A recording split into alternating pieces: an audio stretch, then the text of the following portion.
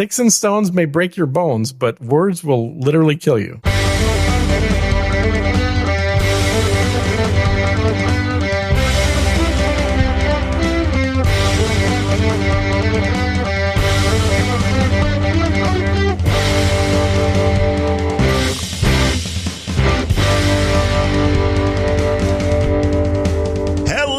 Welcome to Unrelenting Episode 2 for Thursday, October. No, it's November now. November 4th, 2021. I am Darren O'Neill. He is Gene Nevtuliev, and it's good that you're rushing, Gene. That's going to come in handy today.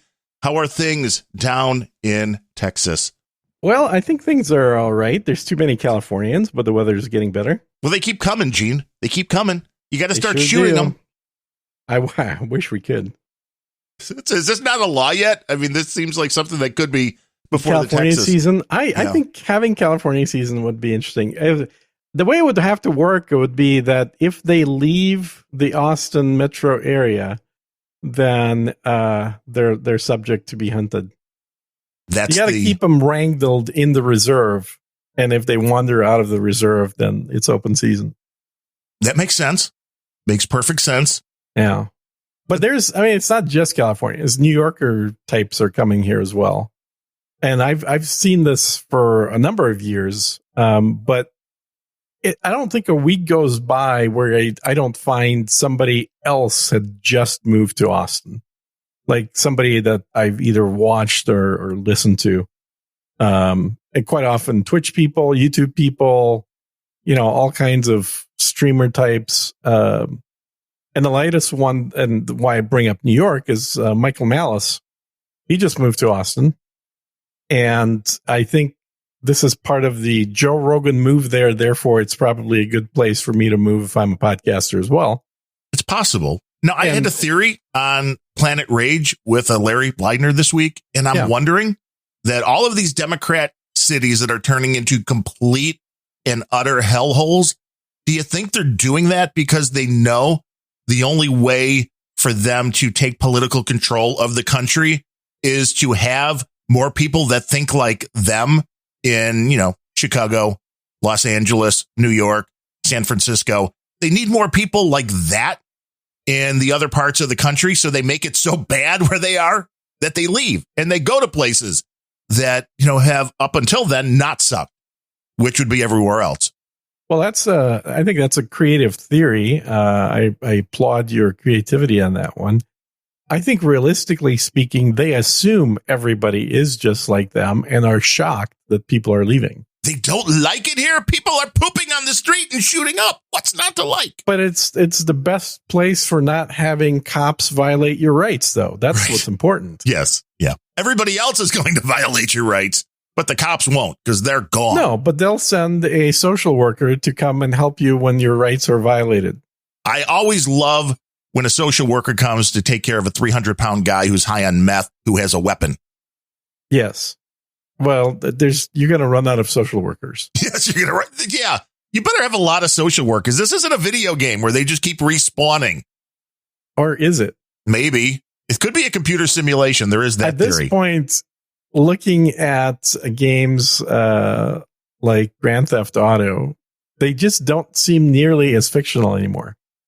It does seem more realistic now that this is just the way cities are run.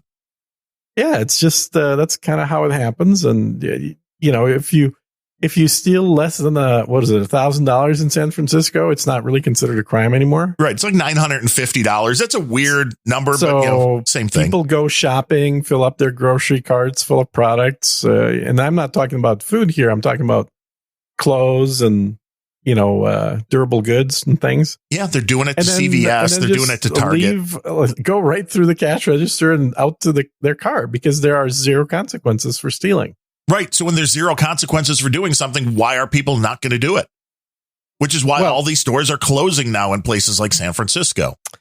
Yeah. And it's a sad statement because what it really underlines to me is the fact that the percentage of stupid people in this country is so high that you really need religion just to keep people in check. Because if the laws aren't going to be enforced, the only thing that will keep society in check is the fear of hell. Right. There has to be some repercussion to being bad, or there has to be some really big either a real repercussion like jail time or a theoretical repercussion like you're going to go to hell. Right. Or a reward for good behavior. Yeah. Or a reward for good behavior. But it's really kind of sad that people don't seem to have any controls over their own impulses. There's no ethics to be found in large cities these days. The moral compasses are broken. Yeah, I think they're not just pointing in the wrong direction. They're not working at all. They've taken the needles out of the compasses. Well, and they're doing it intentionally, which is where you really have to start looking into it. Because I don't believe for a minute that the people doing this are stupid. I do believe they know what they're doing. And then you got to ask why. Well, maybe stupid is the wrong word. Maybe just morally bankrupt would be a better term. Misguided. There are people, they're not guided. I think they're just doing what they want. But it's really, it's the same kind of mentality that creates, multi-generational feuds. It's the same kind of mentality that allowed communism to gain a foothold and then create massive gulag prison camps for its population in Russia. It's that same mentality of, hey, as long as I get to do what I want, I'm not going to be bound by anybody else's rules. And what happens to these other guys? In this case, it's the actual owners of the stores that are being robbed, or in Russia's case, I mean, it was essentially the people that were rounded up and put into prison camps. Like, that's really not my problem. That's their problem. Well, and then it's the mentality that if it's happening to Walgreens and CVS and Target or Macy's or any of these big stores, well, they're rich. They can take it. It doesn't matter. Yeah. You're justified for doing it. Yeah, I think there is a lot of that type of mentality because the stores and look at Chicago when the riots were happening there, the stores that were being pillaged were not CVS. No, it was Gucci. It was expensive brands. Yeah, they were on what was it? The Magnificent Mile. Magnificent Mile. Yeah, I kept thinking Gold Coast, but that's a different place. Yeah, the Magnificent Mile. Exactly. So those shops were the ones that are getting pillaged. So because it's open season. Yeah, and who doesn't want a $2,000 handbag? Well, and even more, I mean, they're going into places like the grocery stores. They're going into places like the pharmacies. They're going into one the other day. I saw a video from, I think it was Ulta, one of these beauty supply places where they just go in and clear off the whole shelves because then they can go resell this. I'm guessing at, flea markets or on eBay or something like that. Well, and what we're going to end up with in cities like that, at least, if not everywhere, is what I've seen in other countries, including. Like I remember being in Australia in parts. Of course, Australia is a prison colony. We have to remember. Well, it started that way. Why shouldn't it be again? I don't think it's ever changed from that. But I remember being there maybe 12, 13 years ago in Melbourne. And in parts of Melbourne, if you like all the doors on to stores are locked and you have to push a button. And there's a camera looking at you, and they have to buzz you in, and they have to buzz you out. And this is something that I was not particularly familiar with coming from the U.S. Like, what do you mean I have to buzz in and out to come into a store and leave a store? And it's just freaking selling iPhones. It's like we're not talking diamonds here. Right, which is what they do here.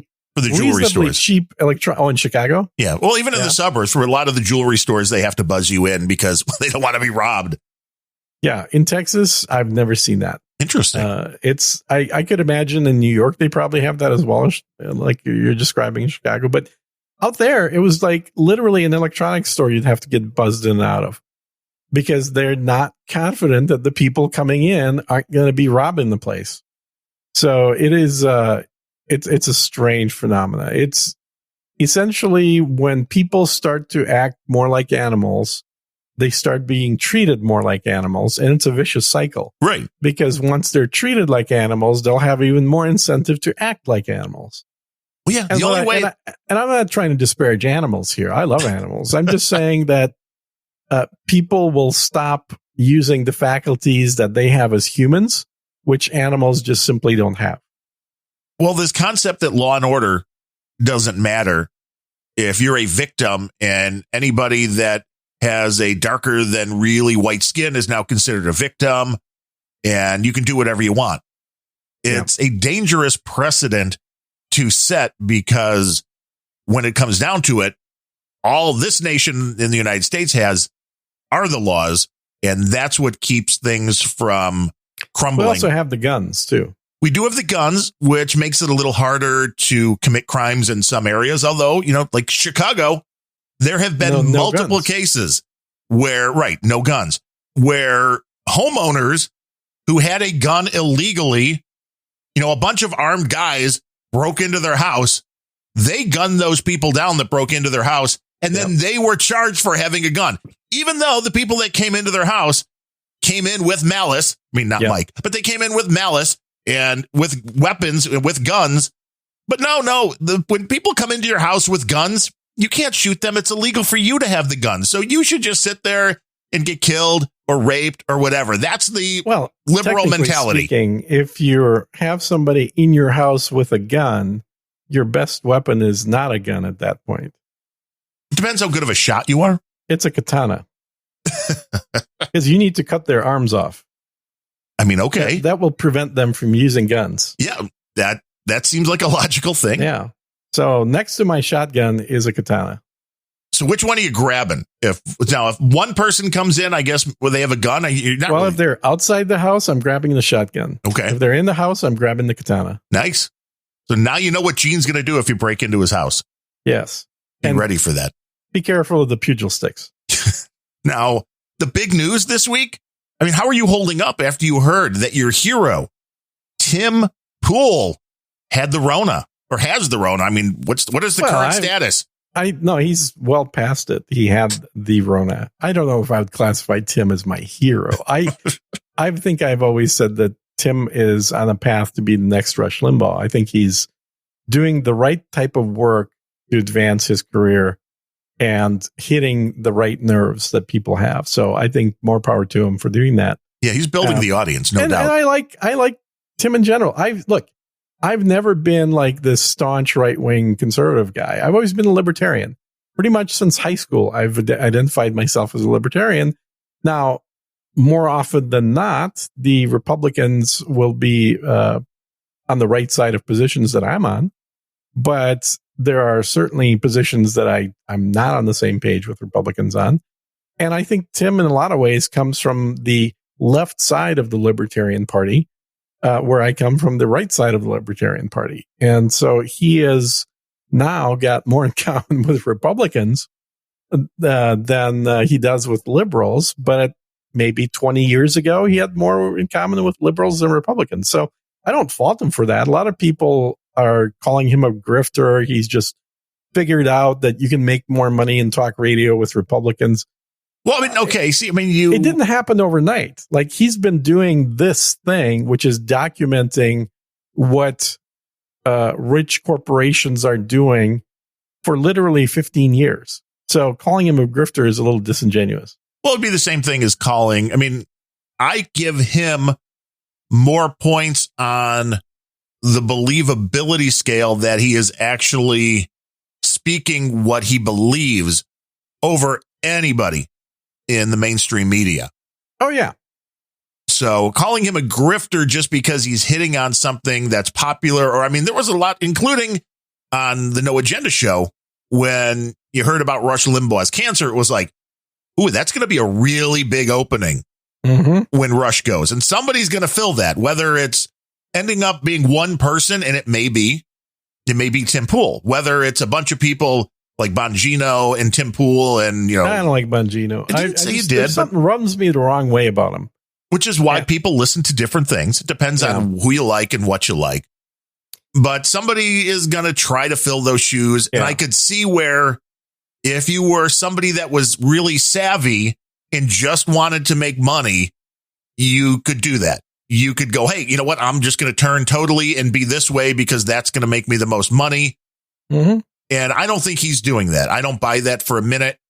But hey, and it's just as likely that 10 years from now, he's going to be perceived as being a grifter on the left side, because while he's, been the poster boy of conservatives, he will still be in the same place he's at, which is like a slightly left-leaning libertarian. But maybe by that point, society will move in a different direction, and it'll be perceived as him changing. So I don't have a problem with anything that I've seen him talk about.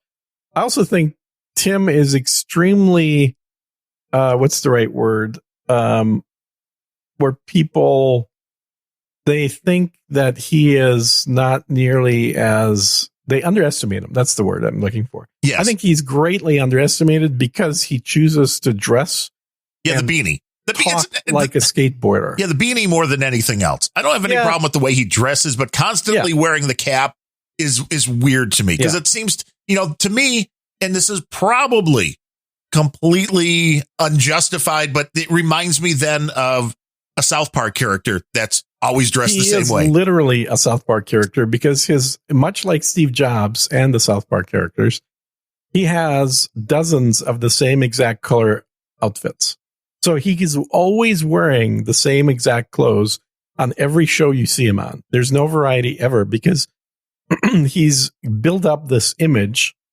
And Jobs was not the first, but he was one of the people that figured out that if you create a certain image, which includes the clothes you wear, that type of consistency will allow a lot more people to lower their guard and feel like you're part of the family. Like that is absolutely a human psychology based decision. Could he afford to buy other clothes that don't look the same? Of course he could. Yeah, well, then that's a no-win situation too, because the minute he starts, oh, look, he's got a $2,000 watch on, or this shirt is a, Oh yeah. No, there's Brushwood went through this. Brian Brushwood, who by the way, I'm supposed to be on one of Brushwood's shows in a couple of weeks. Yes, the Modern Rogue next week. Yeah. You are a modern rogue, Gene, too. Everything is subject to change. Well, I kind of feel like that whole show was just based around me. Kind of, right? And then they just decided to not have me on as a guest. Fuckers. They do kind of go down the rabbit hole of so many different things, and they're usually firing projectiles at each other or trying super hot sauces, and it's there's a lot of stuff there. But I've been in a lot of these conversations with Brian before they ever started doing that show. So it is kind of fun watching it develop. I like Brian. He's a fun guy, and he's really easy to kind of troll. And so I do enjoy trolling him as well when I get an opportunity. But I'll give you more details as I find out exactly what they want me to do and what they want me to be on. So I'm still not totally clear, but I know that we've been talking for a while that I really probably should be a guest on one of his shows soon. And with the clothes, I get it. When you're doing video, you want to be able to put those clips together. That's exactly right. But also the reason I brought it up is because for people that have been watching Brian for long enough, you will remember that Brian Brushwood was famous for having spiky hair. Yeah, the hair. It was a cartoon character hair. And he did that for probably 12, 15 years. And it was a very, very major decision that he was very worried about, again, because I remember talking to him about this stuff, of what happens to his audience when he stops doing the spiky hair. Like, how much is he going to lose of the people? And it seems like such a crazy question to ask, but these are things that people that have organically built up their audiences seriously become very stressed about, is that if I've managed to cultivate an audience of literally millions of people subscribing to me. Right. How fickle are they? What change can I make that is not going to piss off that audience? Because I don't know, maybe just by changing a hairstyle or taking the hat off, I'm going to lose like 20% of my audience, which represents $200,000. That's not worth it. I'd rather just keep my hat exactly the same and my hair exactly the same forever. Which would be hilarious if they had, because you see these things around the presidential debates and that, where they show the focus group and they give them like the little knobs, that they can turn one way or the other. Yeah. That would be great to have a Tim Pool one, and then the hat comes off and it goes down, and then the hat goes back on and it goes up. Yeah. And I guarantee you that is what he's thinking, and he's probably not wrong. Because once you've cultivated that sort of persona where you are perceived as a South Park character, it's like, I remember the first time that Kyle took his hat off, and it's like, oh my God, he has red hair. What the hell happened here? Right, when they this recognize is not him. the character that I was like, whoa, who the hell's this? That would be hilarious. Tim Pool's on a show without the beanie, and people are like, who is that? Yeah, why's he got somebody else, hosting for him this time around? Yeah, or is that his brother? Yeah, maybe his brother Daryl and his other brother Daryl. Yeah, no, well, that would be you. Because you're both from Chicago, so I kind of assume you are Tim Pool's brother, are you not? Oh, yeah. I mean, of course, me and Tim go way back. That's why I figured you don't like him. It's a personal thing. It has nothing to do with his quality of product. It's purely got to do with personality. He's one of those guys that has so much product, it turns me off. And it's the same thing with Gary Vaynerchuk. And I really liked Gary Vaynerchuk's stuff that he put out for a long, long time. And I don't have any negative reason or a negative feeling about Gary Vaynerchuk. But he started putting out so much content that I was like, I can't keep up with it all. So how do you decide what to watch and what not to watch? And then it just became easier because I think I have a little bit of obsessive compulsive or something. And it's like, I'm the same way with music. It's like the minute I like an artist, I'm going to try to collect everything they've ever done. Stuff. Yeah. Right. So I've done the same thing. It's like, what do you do if somebody's putting out way too much content for you to watch? It's like, well, yeah, maybe some people think you could just tune in and out like it used to be with radio where, okay, if I'm in the car one day, I'll turn on Rush and listen to them. But if I don't listen to them for a week, then it's no big deal. Podcasts are different because when you go back, all the shows are there.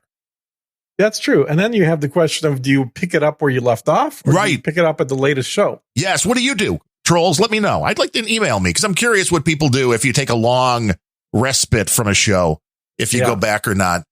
But so this is probably a good opportunity to reintroduce or re-mention our locals community. Yes, we do have a locals community now that locals is part of Rumble, which would lead us to believe that they're going to be stable and not kick us off for being crazy political conspiracy theorists. Well, to be fair, we're nowhere near the edge of political dialogue that would get us kicked off. Not yet, but you never know. We might have a guest on, yes. And so locals will be a place that we're going to be doing some stuff. And the address on that is what? Locals.com/unrelenting. Unrelenting.locals.com. I knew it was something like that. Mm-hmm. Yeah. And the link will always be in the show notes for everybody. So our goal is this, guys, is to really focus on the locals community. And you can join locals and be a free member, and you will get access to, all our podcasts, obviously, with all the links and that are in show notes and stuff. We'll have both. I think you said you're going to do as well, and as me, are going to post stuff that is available to free members. Right. But I can't subject people to just your ramblings there. Yeah, because I've already started cross-posting a whole bunch of stuff on there as well. So there'll be like links of things that I talk about, but links of things that I don't talk about necessarily on this podcast, but that I nonetheless like and have forwarded to a bunch of friends and people that I wanted to see particular videos. So I'll have tons of videos, links of things that I think are important on there, as well as we've talked about it. We're going to slowly move into doing video, not just audio. But before we do an official video YouTube channel type thing, we're going to be doing a lot of stuff on locals first in terms of testing it, in terms of having testing also. How does a locals live stream with live interaction work? All that stuff's going to be happening on there. Right. Because that's what Scott Adams uses, right? When he's doing all of his stuff live, he does that in locals. And certainly much more famous people than him even use locals as well. There are people more famous than Scott Adams. Oh my God. So many people. Does he believe that? I don't know. I don't watch Scott Adams. So I love Dilbert cartoons. I've always enjoyed them. They're very true. A lot of them really come from ideas that he got sent into him by people that are in the field, as it were, in the field that he used to be in. He used to be a project manager, and then he's really transitioned out of that many, many, many years ago, but he was still getting plenty of ideas for cartoons coming in from people that are actively in IT and engineering and things like that. Which is smart, keeps it relevant. But I cannot listen to the guy. There's something about his voice that just drives me nuts. And it may have something to do with the fact that he lost his voice, his ability to speak years ago, and had to relearn it. Like he had some kind of brain thing happen that prevented him from speaking. Yes, which was... And he had to be... he had to relearn how to speak. And maybe that's what it is. I don't know. Maybe I'm just being insensitive, but his voice just drives me nuts. Can't listen to it.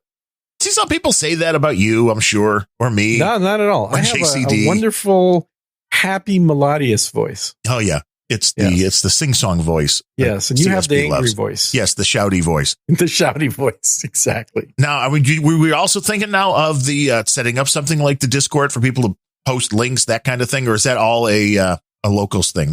So we've talked about doing Discord as well. This is just sort of the in the loop stuff that we want to bring you all on the conversation in, because what we want to have is a lot more bi-directional communication with people that are listening to the show.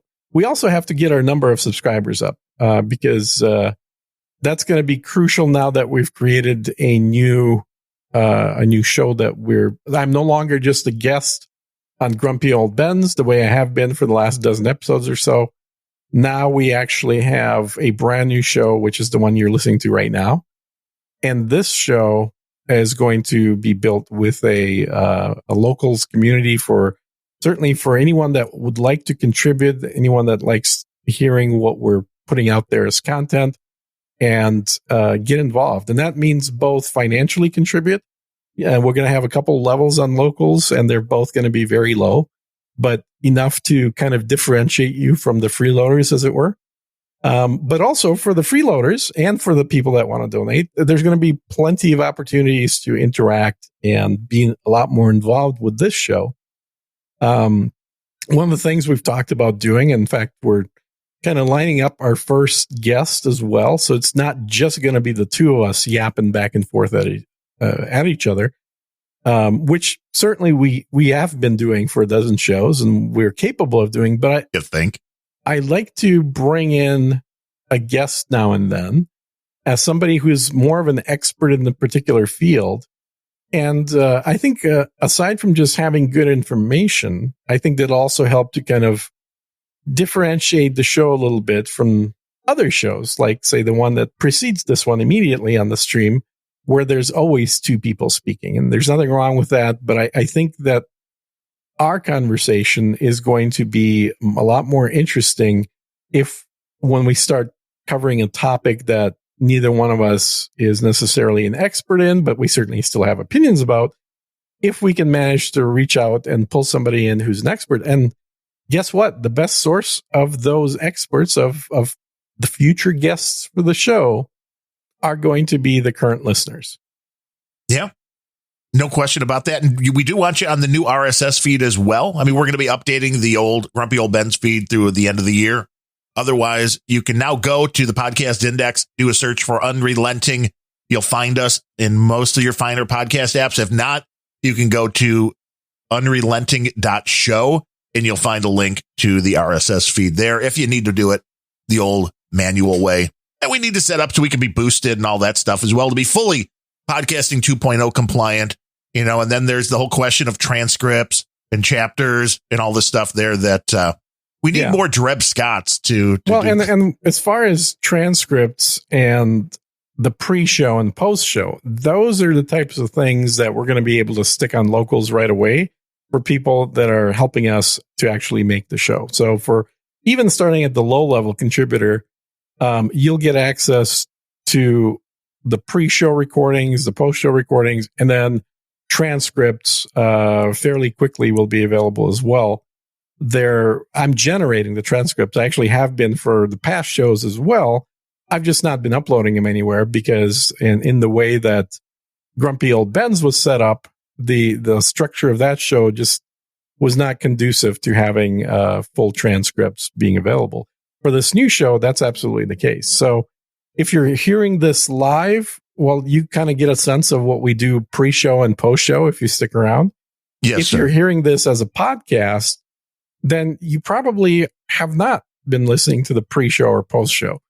And the main difference is that since that is not being broadcast live, in the pre-show and post-show, not only do we talk about how we're doing stuff, what we're doing as far as, gear, equipment, technical settings, whatnot, but we're also quite often trying to decide the next topics of conversations, what kind of clips we're going to have, and potentially talking about things that would not be appropriate for the stream. So if you want to get access to stuff that involves more of the topics that we would not want to risk putting out on a live stream, all of that will be available in the pre-show and post-show recordings on the Locals community as well. Right. And no, Surly Mofo, we are not leaving Mastodon, not leaving the No Agenda stream. That is where these will be live. Even when we go video, there will be an audio feed to the No Agenda stream.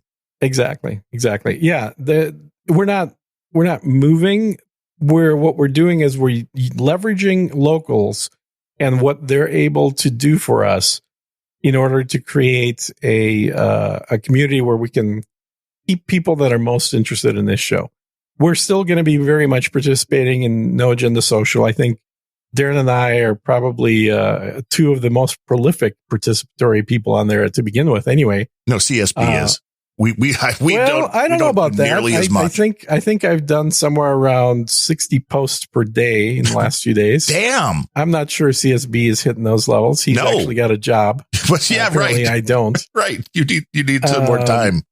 But also, it's a place where, I enjoy talking to people on there because it is federated. Quite often, the replies back that I get from my posts on No Agenda Social aren't even coming from people who are on No Agenda Social. They're coming from people on other federated servers that happen to have noticed the post and have an opinion and then reply. And it's a good opportunity for me to get them to subscribe to more people on No Agenda Social and to kind of find out more about No Agenda, which we all love that show. We all kind of started our journey of finding and talking to each other through No Agenda. So none of that's changing. We're not leaving that place at all. Right. The question, unless they kick us off. Of course, if No Agenda kicks us out, it's not going to be up to us.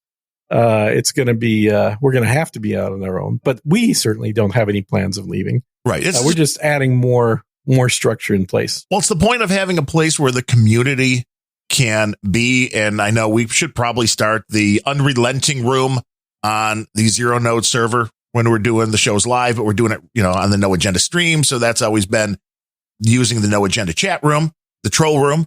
There's this, to me, it harkens back to the days, and I know this makes me old, of the bulletin boards on sites where there would be a community where people could converse back and forth, have ideas. You can say you can do that on Mastodon, but it's like you can't really have a unrelenting Mastodon. You can start your own server, but then, I don't know. I've signed up for a bunch of other Mastodon servers, but I only use the No Agenda Social one. Well, they also come and go a lot. Right. That's the other problem with Mastodon servers. Right. And those get very expensive. So it came down to, well, you could do it on Patreon, which there's issues with Patreon. You could do it on Locals. I'm sure there's issues with Locals. Yeah. People are complaining that you can't link to stuff, and Locals, you have to log in to see anything. And I know you could totally do deep linking, but you do have to log in. What you can't do is anonymous Locals posts. That's totally the case. And the reason, again, for that is because Locals is really meant to be a community for supporters. It was created initially as a sort of a knockoff of Patreon, but then they've added more functionality to it. And I used Patreon in the past. I used it for non-political stuff, but I would sooner not support Patreon. I would sooner not give a slice of every donation going to us, going to Patreon, because Patreon has kicked off a bunch of people who I enjoy watching and listening to. And Lauren Southern was one of the first, and that really kind of put a bad taste in my mouth about Patreon, because it's like, shit, she's not doing anything that is anywhere near as bad as what a lot of people that are still on Patreon are doing as far as organizations are concerned. She was kicked off because she was becoming popular as a conservative gadfly. And that's not a good thing. So if we're going to support somebody, it's going to be supporting, or by supporting, I mean paying for infrastructure. Right, that's not going to disappear. Yeah. That's a big part, because Discord had the same issue. People disappeared from Discord, right? Yeah, and I like Discord, and it's a great platform for people that are doing gaming. It's got... Well, and a lot of people are used to it. Yes. A lot of people already have it installed, which makes it super easy. Discord is like the Slack for games. Slack is like the Discord for business. And we may very well still do some stuff on Discord. The issue with putting everything on Discord is that if you want to do anything tied to supporters and looking at how much contributions they made, the only thing that ties directly to Discord is Patreon. So there again, we'd have to end up using Patreon if we wanted to build a community inside of Discord. Right, which sucks. And if we wanted to just set up our own server and set up like a no agenda social type federated server, then it would literally be on us individually to create all this stuff, all the different tiers, and to balance out who's going where. It's a bunch of administrative work that honestly I don't want, and I don't think you want either. Nope. Which utilizing locals, they've already built out the full infrastructure for. So I think we probably stop talking about locals and the benefits thereof. Here's the bottom line. If you're enjoying this show enough to donate any money financially, we're going to try and steer you towards and really strongly recommend that you do it via locals. We'll certainly take Bitcoin and other payment methods as well. Yes, snail mail. That's what you prefer. Right. And even snail mail, which, you're going out on a limb doing that. I'd probably draw the line before snail mail just because I don't like going to the mailbox. But I don't. I send my wife. Oh, well, perfect. Yes, you've got a wife that you can send. I don't, so I'd have to do it myself. But for anybody that doesn't have a huge preference, if you go through the local community, you're guaranteed to have access to content that will not be published anywhere else. And if there are other solutions out there, we're always looking for them. Oh, sure. Yeah, we're not married to that. We didn't sign a multi-year contract with them or anything. But now that they have made the jump from just being a little standalone platform to being part of a much bigger platform hosted on completely independent servers that can't be taken down, because locals used to be hosted on Amazon, which was my biggest gripe about it. It's like, you guys are building a platform for people that are getting kicked off of YouTube and Patreon, but you're doing it on a platform which itself has kicked off other platforms. Right. Where Rumble so it's not a great move. They're really much big into the do whatever you want as long as you don't break the laws of the country you're in. Yeah. Yeah. So that's the bottom line. And it's like, Dave Rubin, who started it, is a conservative gay man. So yeah. And he's on the Glenn Beck network, which of course got him a lot of bad people not liking him. And so it's an interesting move, really, that Rumble has taken that over. Just gave us a lot of confidence, because if that hadn't been the case, 2 weeks ago, we'd have been like, oh, I don't know. Why would you use locals? I mean, we would still probably begrudgingly be using Discord and Patreon. Yes.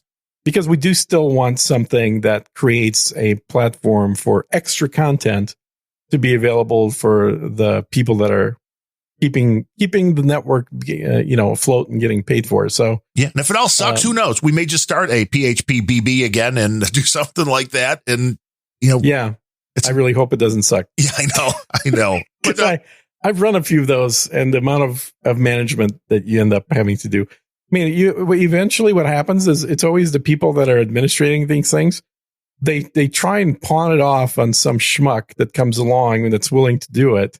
And then it's like, here, I'm going to nominate you as a moderator. And all you got to do is just do this, and this. And then the guy getting the moderator gig is like super happy, because now they're like, oh, well, they trust me. I can do all kinds of things now. But really, it's just a way for the guys that started it just to not have to do the work themselves. Right. Yeah. Right. Tim Pool's got a lot of people working for him, though. I mean, he does have a lot. I don't think he's paying a whole lot of money for him, but he does he's got like 20 plus people right now. He probably infected a few of them with the Rona too. Well, it's interesting because they apparently 3 people got infected all said and done. Yeah, and they did a lot of tests, of course, which was interesting. Tests. Yes, they do nonstop tests. And where I normally don't watch your Tim Pool content, I found this interesting. That, you actually watched him for the full episode? There was, through at least 20 minutes of it, which then he was kind of winding down. But he does repeat himself quite a bit. That's one of the biggest complaints that I've heard people have consistently about Tim Pool is whatever 22-minute episode comes out could have been 10 minutes long. And I do agree with that. He will say stuff and he'll get through about 3-4 minutes. Then he'll jump back to kind of repeating what he said 2 minutes ago. He'll go another 5-6 minutes. Then he'll jump back to what he said 2 or 3 minutes before that break. And there's this like constant little loops of repetition going. And I don't know this. I haven't asked him, but I think the reason for that is because he really understands the medium well. And the medium is that most people will only watch for about 3 minutes. That's the majority of the viewership. People that stick around longer than that, they'll tend to last for about 15 minutes or so. But everybody's asleep by 20 minutes in? By 20 minutes in, the only people watching are either hardcore or people that are watching it in the background, which is how I watch it. I don't sit and watch Tim Pool actively and do nothing else while I'm watching it. There's way too much content for that. But I will quite often just have Tim Pool's stuff playing in the background while I'm doing something else, while I'm, doing some spreadsheets, I'm doing some work, I'm getting ready for client meeting, whatever it is. I will have that playing in the background at about half volume level so I can still focus and concentrate. So maybe I'm not getting everything out of the watching the program, but here's the beauty of it. Because he is somewhat repetitive, I probably am getting everything, even though it's playing in the background. Right. He knows to hit the high points multiple times. Yeah. So if I missed it the first time because I was focusing on typing something, I'll actually get it 3 or 4 minutes later when he repeats it. And those shows tend to be about 22, 24 minutes, which is what YouTube's maximum, that's your maximum point of peaking out for advertising rate revenue is. Right now, which is funny, just the difference in how they do their programs. Bill O'Reilly, being old school and just old, I mean, he's 70 something years old, always recommends people have a pen and paper to take notes while they're watching the program. Funny. Yeah. But it's that's the way and he was a school teacher at one point. So, I mean, that's how you did it rather than, I could repeat this 3 or 4 times to make sure that it sinks in. He's going in a different way. Not that one way is better than the other. It just may be depending on a generational thing. But he does offer, as part of his service, the audio only version, the video only, and the transcript. So the transcript to me is always very helpful because I don't keep a pen and paper while watching, but I remember what day that he said something on. And if I need to go look up something about whoever that he talked about on Wednesday, I can just go to the audio transcript and find it. So I can see where the transcripts could be fun to have. Does he have a free version or is everything paid no matter what? No, he has it's free on the radio. So I believe you can get that through streaming just on ABC radio out in New York. And it's on, I think 300 different stations around the country that they will play this at 7:00, I believe, at night, Central Time or so. So there is that possibility. You can listen to it live or quasi live. Correct. On the radio. You can watch it on the television streaming on the First network, which I don't even know where to find the First. I've heard that this is a thing. I think it's Beck's The Blaze thing, but it's the First. And you can then get it through his own website. But it is available to people if they don't want to pay to get at least the radio audio version of it. Yeah, it's an interesting. And then he adds the video, which that's kind of like our show. I don't think the video is vital to doing it at all. But some people, me included, like to just sit down and turn it on the TV, which we were talking about doing a Roku app and all that kind of stuff too. Because I think that's just finding a dude named Ben or a coder that can just point people to the right place and give people more ways to get to the content. Yeah, absolutely. If we can get something done fairly easily, then stuff like a Roku app or being on a Roku channel of some app or whatever, that would be certainly adding another ability for people to be able to see us. But it's not absolutely crucial. And I think it's a nice to have. And we're certainly going to do all the initial testing of the video stuff. And I don't mean just like, does the camera work, but like getting the format together. Right. Like, how many switch things do we need? Or can we just, because I know I will definitely want to be sharing my browser for a good chunk of the time, not necessarily have the camera on me the whole time. Be like the little head in the corner, like Tim Pool. Yeah, I do like the little head in the corner because I think the content in the browser, if it's related to what we're discussing, is going to be a lot more interesting for people than simply watching my lips move. No, I would agree. Now, if you contribute $3 a month, you get the video feed. If you do $33 a month, Gene wears pants. So, I mean, there's that breakdown there. But Tim and his might get more than $33 to have me put my pants on. Come on. That's true. That's true. It might go way, way up. But Tim's experience with COVID, I thought was really interesting because not a lot of people with the political leanings that he has are talking about this. It's a really interesting mismatch. That video was on YouTube. I expected that to be like a Rumble only thing, or a private video only to his members. Well, and incidentally, what Tim Pool did, just to interrupt this train of thought for a sec, is he's big enough to just build out his own from scratch version of essentially locals. Right. Well, that's it too, because YouTube makes money on him, so they think twice about turning him off. Yeah, I think Tim Pool, he doesn't have the biggest subscriber number on YouTube, but he is so damn prolific that I think in terms of raw minutes consumed, he has got to be one of their biggest, at least in the political space, one of the biggest people ever on YouTube. I don't think they've got anybody that comes close that's politically oriented in terms of the number of raw minutes, which is, of course, translates directly into advertising minutes. But his COVID experience, it was bad. Yeah, it did not sound fun. No, and it sounded like it. And this is where there's a lot of people who have mentioned, they don't think it even exists and whatever. And, it's a 99.98% survivability rate. Sure. But here you got a guy that's in his mid-30s who seems to be relatively healthy.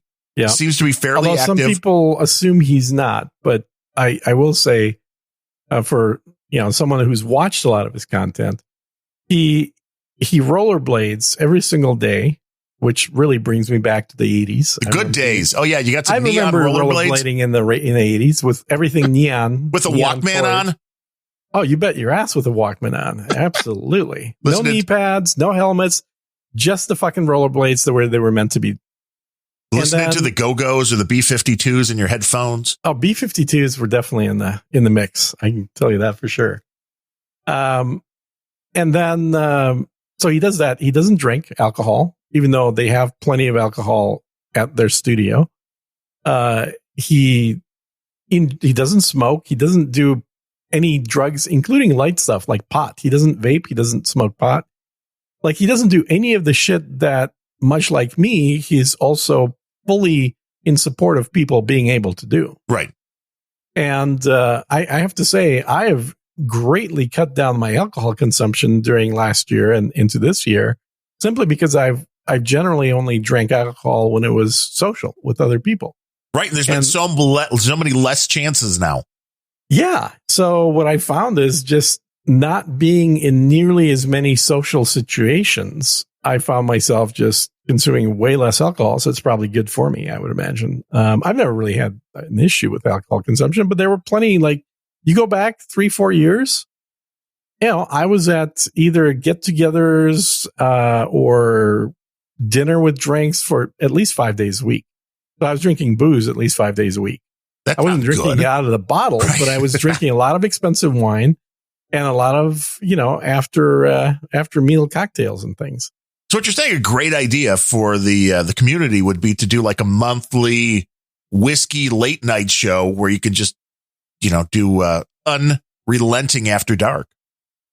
Yeah. Now that would be fun. I could totally do something like that. We can talk about different whiskeys that people try and have them describe exactly what they're doing. And God, I don't remember the channel off the top of my head, but I think it's the Whiskey Academy. Yeah, your buddies out there in Austin. Yeah, my buddies in Austin. So they started a whiskey review channel, which is fantastic. They've been running, like they built it. They started now. It's probably been 3 years since they started, but again, it was basically them and Brian Brushwood and myself having drinks and chatting about, like, man, you guys have so much deep knowledge about whiskey. You really ought to put it on YouTube. And so they started the channel. And they had you on. Yeah, I've been on it for a couple of times on their show, but they do, like, every week they do whiskey reviews, and a lot of it is very thematic. So they'll do different regions, but they also will do stuff like, best whiskey under $50 kind of stuff, best bourbon under $50. It is the Whiskey Vault, 399,000 subscribers. Go make it 400. Yeah, these guys are good. Whiskey Vault. So they're probably now the biggest whiskey channel in the world, because I think they've surpassed all the other ones. Yeah, and the genius was it your idea for them to have people send them the booze? Because that I wish I could take credit for that. No, the idea of sending the booze was not mine. But what was mine were two things. One was, don't start doing ads or trying to ask for money until you've built up a big enough audience of about 100,000 people or so. And so they did that. They ran it with no ads and not really asking people for any donations for over a year. And then the other thing was in coming up with the different levels once they did start doing donations. And that was something that they went on Patreon. They're non-political, right? So they're totally safe being on Patreon. You'd hope. Yeah. And their first month when they started taking donations, they had $22,000 per month in donations. Damn. You could buy some booze with that. You could buy a lot of booze with that. And in their early days, I mean, Daniel was going out and actually spending his own money buying a lot of the whiskeys. I donated some of the whiskeys. The room that they used to film in, they don't film there anymore, but the room that they used to film in was actually a room that I donated to the nonprofit organization that this whole thing is on the campus of. So I have a very, very long connection with them.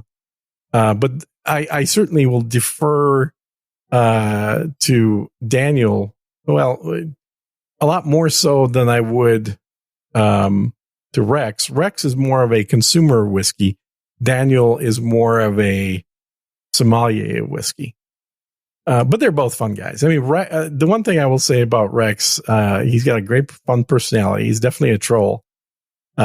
He's labeled me an IRL troll pretty much since we met. He's like, "You're like the IRL troll, aren't you?" He's not wrong. Dude, that guy can put away food like there's no tomorrow. Well, he is he's like my height. He looks like he's at least 6'6". He is a big probably guy. About 6'5". Yeah. And he has a couple of skills that I don't know if they're necessarily good skills. One is his hair grows faster than anybody else I've ever met. Well, it's good as long as it doesn't fall out. He will go from like shaving his head to having what looks like a 6 months worth of hair in 1 month. And the other skill, if you want to call it that, is, and this is actually something he has in common with his dad as well, because I also know his dad and had lunch with him recently, but he will put the food away like there's no tomorrow. We go out to eat lunch, we're ordering for 4. No kidding. Like there's plenty of consumption happening. But yeah, so, that's probably, we'll put a link to their YouTube channel in the show notes. To the Whiskey Vault. Yes. Yeah.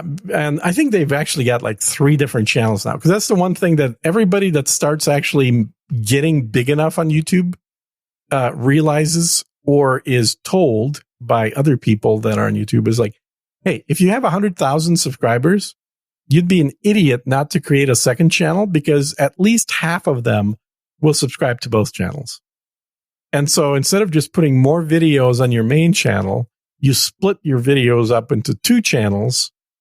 And that way, even though you might have a huge overlap in viewership, now it's going to be that much more attractive to the advertisers. So they your love ads the will ad run money. at a higher rate. Yeah. So, and I don't think the ad money comes anywhere near what they're making from Patreon, but it ain't, it's free money.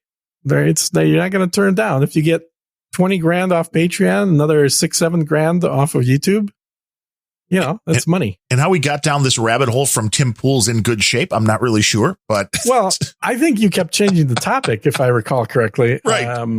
That's how these things usually happen. The topic changed. Tim Pool's fine, but he has some bad reactions. Well, he's right. For somebody that is in the age range of under 40 and in good health, that's what most people would tell you. Like, don't worry about it. You're just going to get a cold. Yeah. And as long as he's not playing this up for dramatic effect, and I don't believe he is. I don't think he is. Yeah. It sounded like he went from this is no big deal to, oh my God, I could really have a problem soon. I think that some of that was simply a factor of him having had good health. And here's what I mean by that. Well, if you've never been sick, you don't know what to expect. That's exactly it. If you're somebody that's generally been in good shape, you're not overweight, you don't have high blood pressure, you don't have all these other factors, you've just never had to deal with anything beyond getting a cold. And he's talked about how he very rarely has even gotten colds, maybe once every 5 years. So if you have that type of experience where maybe the guy, even though he's 35, he may have had 10 colds and a couple of flus in his entire life. And then you got the Rona. Else. And then he got what it really amounts to a heavy duty flu, aka Cove. Then, like, obviously it's the worst. And he's, I think, said in the video, this is the worst infection I've ever had in my entire life.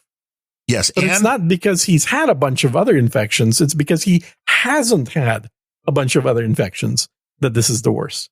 Perhaps. So the interesting thing was how this was treated, which is he went to the local clinic or called the local clinic once he had the positive test. Distinction. He called. He didn't go. He called and said, so if I come in, what will you do? And all they kept saying was, well, we'll check and see if you have it. And he's like, yeah, but I already tested. I know I have it. Right. Yeah. So what's the point of me going to see you guys if you just are going to check and then do nothing? And they told him the same thing they told one of my parents' friends, which was, just take some Tylenol. Yeah. And that's a really bad idea. My parents' friend died, but, he was in his 70s and did have some other comorbidities. So, I mean, it was a little bit different than Tim Pool, but this was at this point in the game, just take Tylenol. It's like, no. Yeah, that take Tylenol for anything. It's a dangerous drug. This is, by the way, we don't give medical advice, but Tylenol, which used to be common as aspirin in the 80s, has been over and over linked to more organ failures. And at this point, I would not keep Tylenol in the drawer at all. No, unfortunately for people like my dad who are on blood thinners, you can't take any other Advil. You can't take aspirin. You can't take any of that. Why can't you take aspirin if you're on blood thinners? Because it thins the blood. You can't. Yeah. So wouldn't that be a good thing? No, they don't want you taking things that further thin the blood. No. Well, if you take aspirin, then maybe you could get off the blood thinners. It's the question of equaling all that stuff out, I guess. Or you can drink whiskey and beer every day, and that also thins the blood. I take aspirin every day. It's part of my regular vitamins. And I think it's been around long enough, and it's proven its positive benefits and without any of the negative benefit. Well, there have been questions again lately on that, which is hilarious. There really haven't been questions. There's been PR put out by drug companies that can't make any money off people taking aspirin. So we need something better than aspirin. That's probably true. But that was the advice that Tim Pool was given, which was just take some Tylenol. And then he did the smart thing. And I thought it was a great job of name dropping. I mean, I guess I would do the same thing if I was like, then I called my buddy Joe Rogan and And Rogan's like, dude, you got to do more than take Tylenol. And I don't know if he hooked him up with the doctor or if it didn't sound like it. It sounds like he just told them you need to find a doctor that's willing to do this. Yes. And which I think, somebody for Tim, he does have over 20 people working for him. Found the guy. Sure, found a guy, did a bunch of phone calls, found a guy that in their local area, which is on the border of Maryland and West Virginia. But Tim actually lives in West Virginia, but their studio's in Maryland, just across the border. So somewhere in that area, they found a doctor that was going to be willing to prescribe the kitchen sink. Yeah. The Rogan treatment. The Rogan treatment, which is like, hey, let's give you all the shit that has a potential to work. Right. Regeneron, the Z-Pack, the zinc, the other one, the horse paste, the ivermectin. Yeah. Ivermectin. And most importantly, the mono. Right. That's the Regeneron, the mononucleo, the antibodies. Right. So, that's right. Regeneron's the company. Right. So doing that, he said that it took him, I don't want to lie here. I think it was the next day, but I know it was right. I think he said he woke up at like 4 a.m. Yeah. He woke up at 4 a.m. and everything was gone. The fever was gone. His lungs felt clear. He didn't really feel pain the way that he was feeling muscle pain before. So it was about a day later after getting all this stuff from the doctor. Yes, and then he didn't want to take the Z-Pack and all the other stuff, and they're like, no, dude, take it. Because your immune system just got kicked in the nuts, basically, is what happens. So you don't want... Well, and it is true. And again, without providing medical advice, if you actually do a little research about the way that COVID works, the thing that you actually are at the greatest risk from is the cytokine storm that's happening in your body, which is your immune system going into overdrive and not shutting down quickly enough for your own benefit. And so what they've found now, there's new studies coming out on this, is that people who have compromised immune systems actually have lower symptoms of COVID. That would make sense. Yeah. Like AIDS patients. Right. Or cancer patients. And yeah. So you're actually in a better group if you have a disease that has adversely affected your immune system to have milder effects with COVID. Right. Because it's not allegedly the virus getting you. It's your body's reaction to the virus. Yeah. Now but you could say the same thing about AIDS, right? It's like the AIDS isn't what kills you. It's the fact that AIDS turned off your immune system that kills you. Yes, which is, again, so vicious here, circle. It's like, well, it's not the virus that kills you. It's the virus putting your immune system in overdrive that kills you. The immune system is an interesting thing in our bodies in general, because the immune response obviously exists to take out pathogens from the body and either expel them or destroy them, obliterate them. But once you get down to that molecular level, it's harder and harder to separate what's a pathogen and what's not. Millions of Americans have symptoms of their immune system being in overdrive to the detriment of them, because that's what allergies are. Right. Your allergies are the symptom of your immune system not turning off at appropriate levels of pathogens. And so much of it is having inflammation in your system where it shouldn't be, which is why there's some really weird drugs that they're thinking works possibly with COVID. There was even one that was like an ADHD drug or something that they're like, oh, wait, this is showing promise. They're still finding stuff. I think there was a study I read that where they tested cocaine and they found that also lessens the effects of COVID. And you get twice the amount of work done too at the same time. So there's a lot of benefits in coke. This takes you right back to the 1980s. You put your Don Johnson suit on, and I had one of those. I had a white suit and the sweater to go with it. Well, okay, so you had to have that. But see, now if you weren't with the boat and the pet alligator, you're still not full Don Johnson cool. Does a pet snake count? It's close. It's close. Not quite as deadly as the alligator, but much more legal, I would suppose. Not in Florida. Okay, I guess. It's actually technically more illegal in Florida than the alligator. But you're in Texas.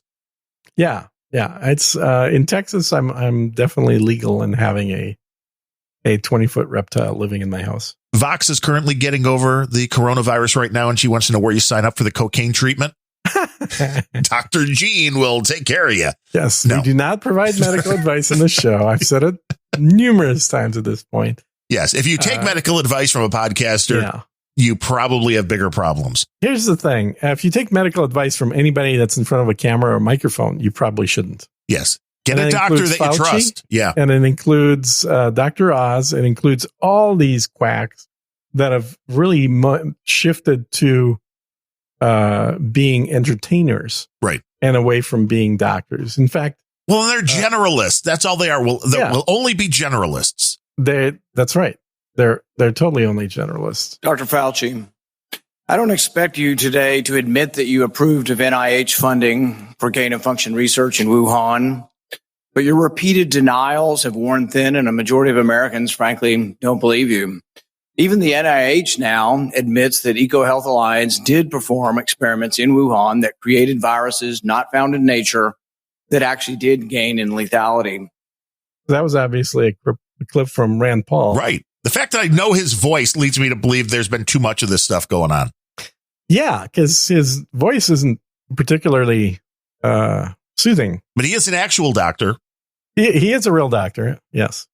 And more importantly, a practicing physician, unlike Fauci. Rand Paul every year treats patients that cannot afford medicine as part of his nonprofit efforts. Yeah, part of being human, Well, or human with enough time and resources name to be able to do it. Right. Yeah, I mean, I think I would love to see more politicians keep practicing what their actual field of study is, and the politicians that were never had real jobs, that were never actually anything other than purely politicians or community activists. Those are the ones we need to get rid of first. Well, there's too many doctors who are more interested in making money, making a spiff from the drug companies. It's hard to find a doctor you can trust. It's really worthwhile if you can do so. I mean, our family doctor, I trust. He's honest. He was the one that told me when he got the booster, I believe it was, from Moderna, because doctors get this stuff first. He said he has never felt as bad as when he got the Moderna booster, that he could barely get out of bed, muscle pain, and this went on for like a day or two. And, still believes in the vaccines, that they're doing, good things for people. But let's understand there are side effects, and there are people who have worse side effects. If your doctor's just like, no, you need to take it, nothing bad's going to happen, they're lying to you. Oh, yeah. No, absolutely.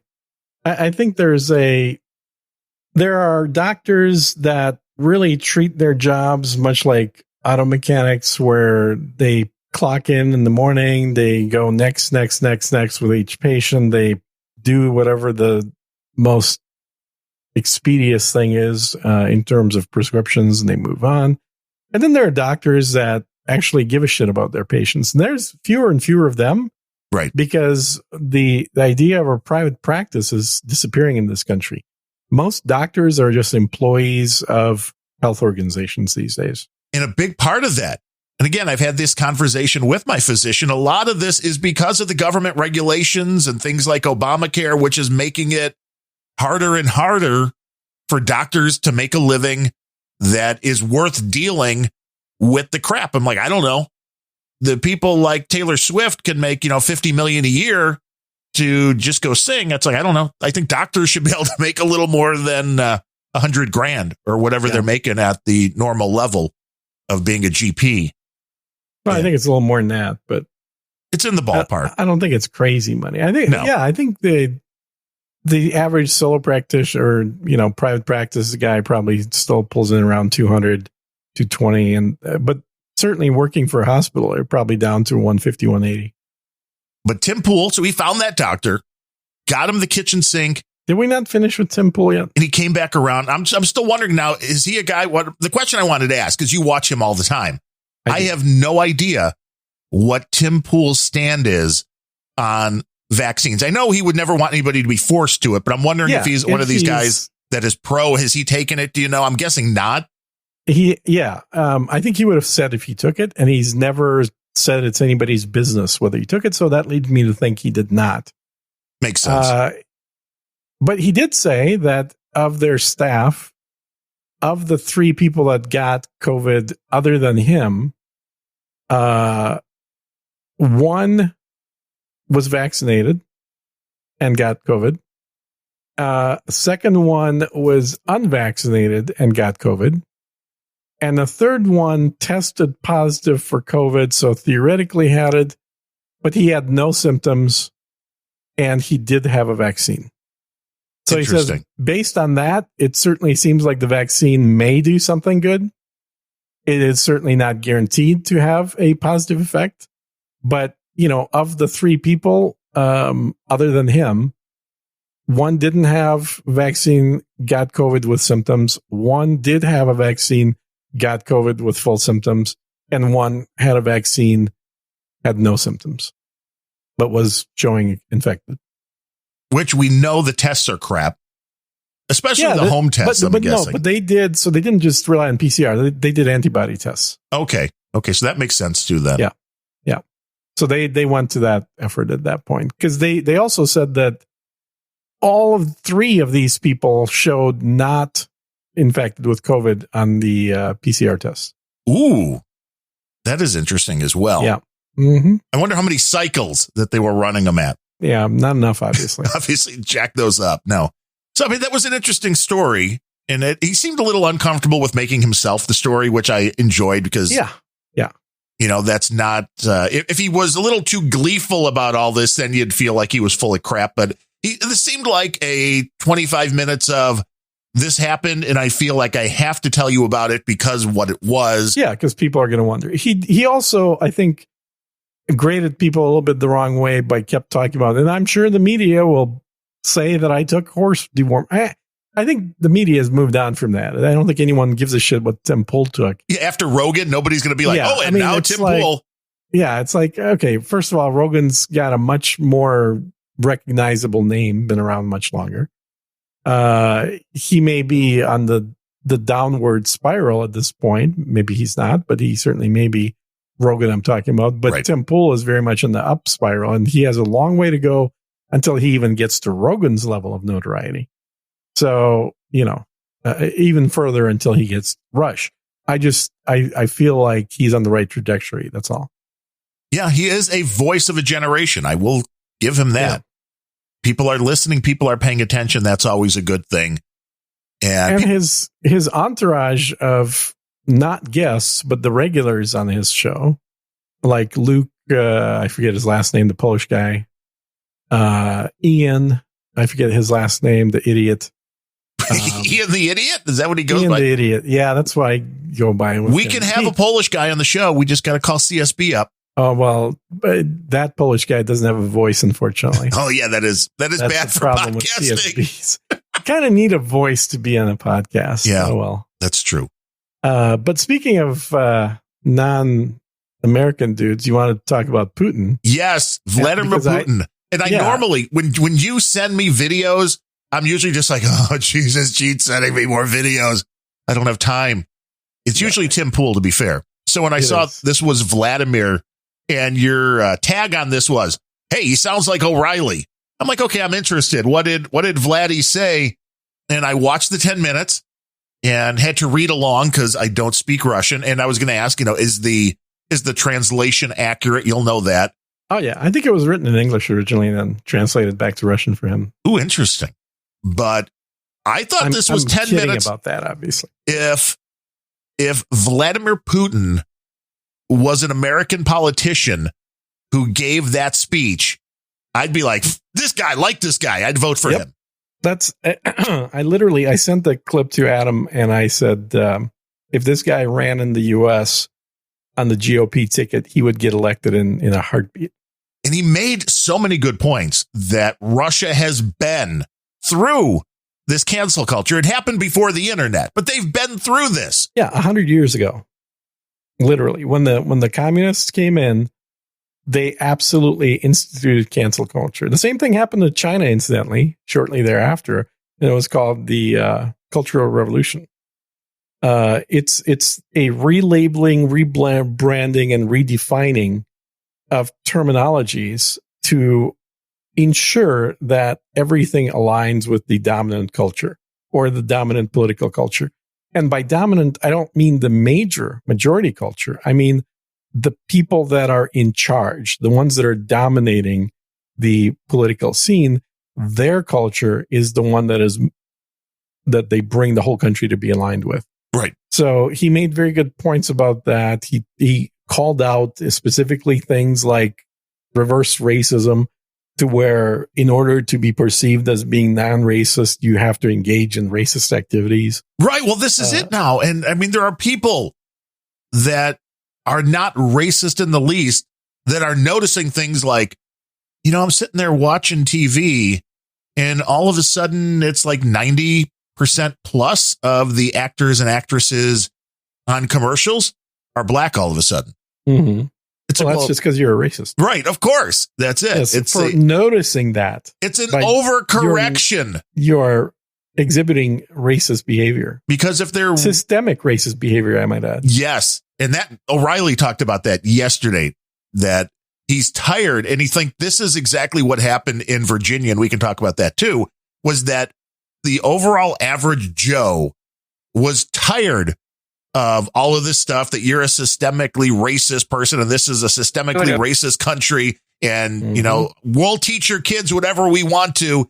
That was finally one step too far. Yeah.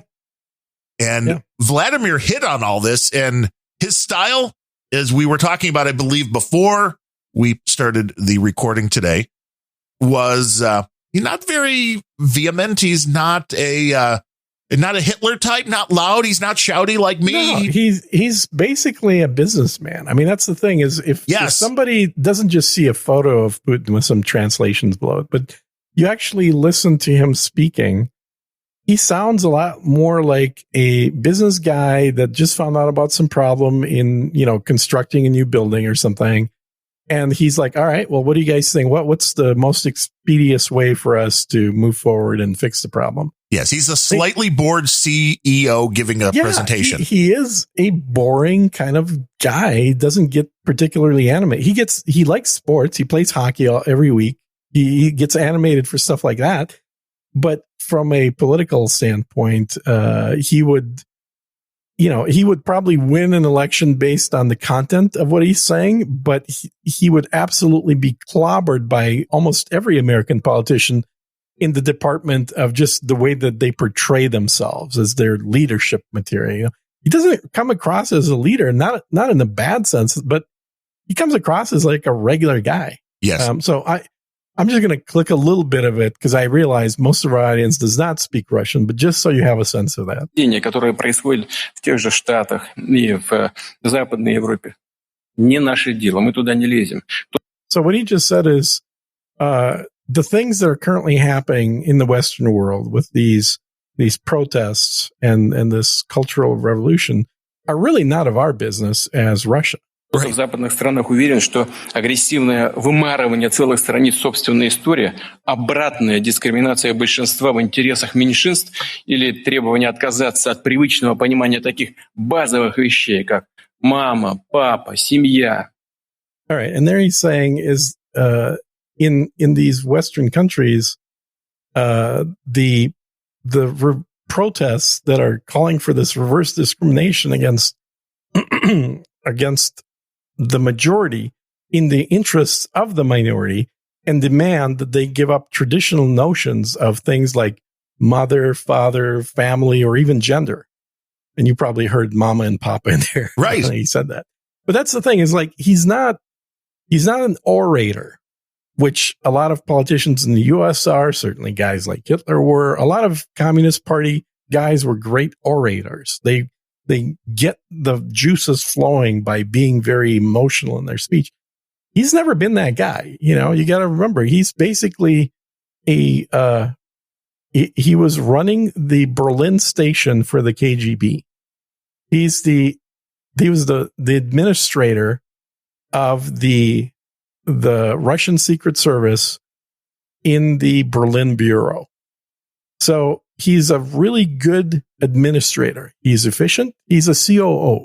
He's not a CEO, right? But he got into the right position to be able to run the business of the country of Russia. And I think this is where his connection with Trump really made sense, that they connected on a very different level than he can connect to any other politician, because Trump, first and foremost, was a businessman, and he knew how to run businesses. And some people would say not horribly successfully, but let's not forget Trump's still a multi-millionaire. Yeah. And the other thing they have in common is you run your country the way you want to, and I'll run my country the way I want to. Well, beyond that, I mean, like, he has praised the U.S. in a lot of his speeches, which you'll never find in mainstream media, in talking about, how the U.S., well, first of all, how U.S. helped the Soviet Union collapse.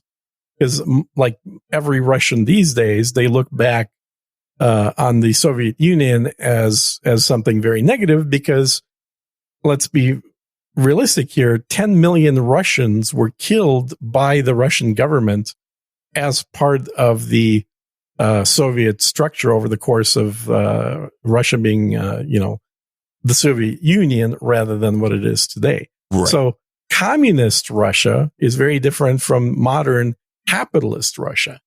And communist Russia was something that pretty much all modern Russians see very negatively. I would imagine in the way that most Germans see the Third Reich and the control of the country by Hitler as a negative thing. Well, it's like the people that leave Cuba and come here. It's like they love their home country, but the way it's being run, not so much.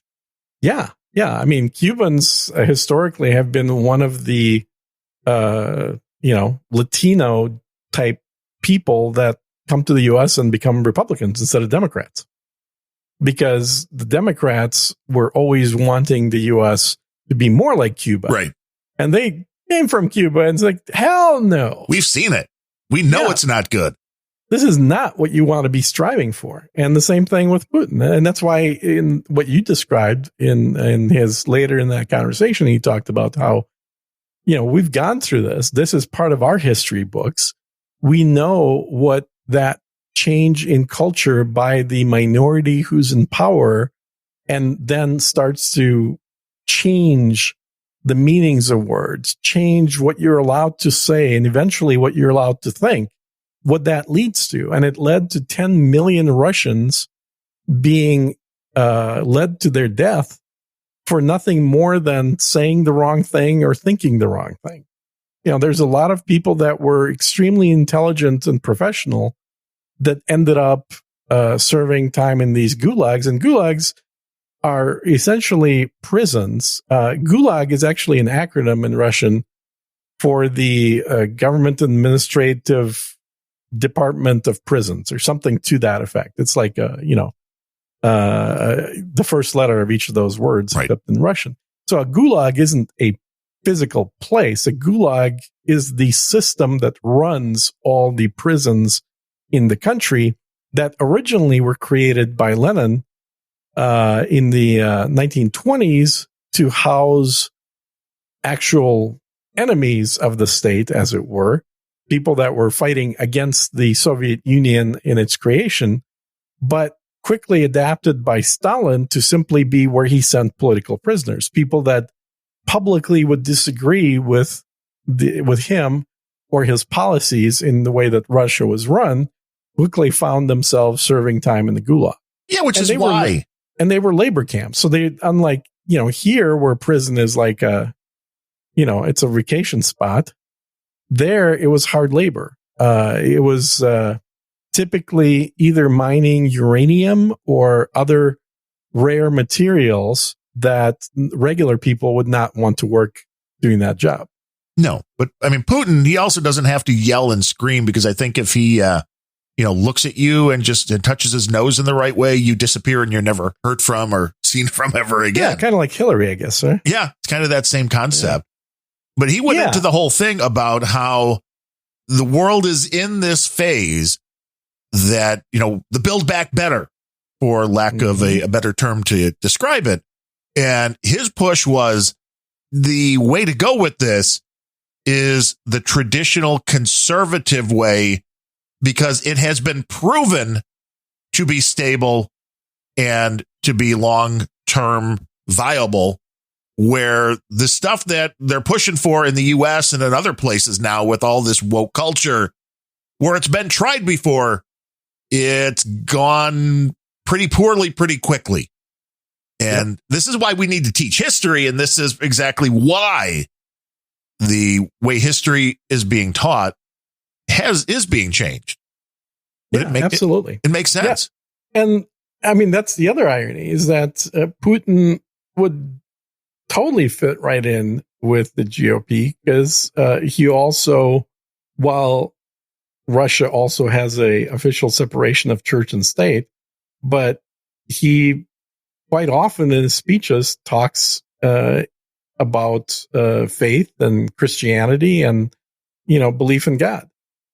And that is something that I think American people are not used to hearing from politicians. Well, yeah, not to even go further and really down that rabbit hole, but do you think most Americans understand what the separation of church and state actually is and means?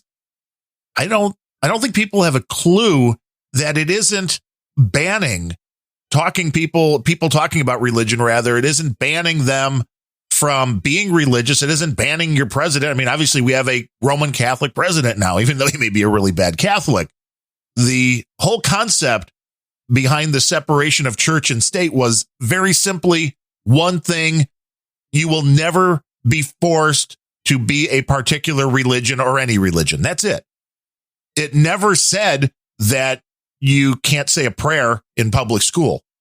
And the matter of fact is, the first Bibles printed in the United States were printed by the U.S. Congress. This is a fallacy that has grown over the years, that this concept of the separation of church and state means that the two shall never meet. And that was never what was intended. Yeah, it was really a backlash against the Church of England, against the fact that England, which is where most of the founding fathers came from, had a state religion. And so if you didn't practice the state religion, you absolutely were a second-class citizen, as was the case with many Jews living in England 250 years ago, with other religions as well. Even Catholics in England were seen as a second-class citizen.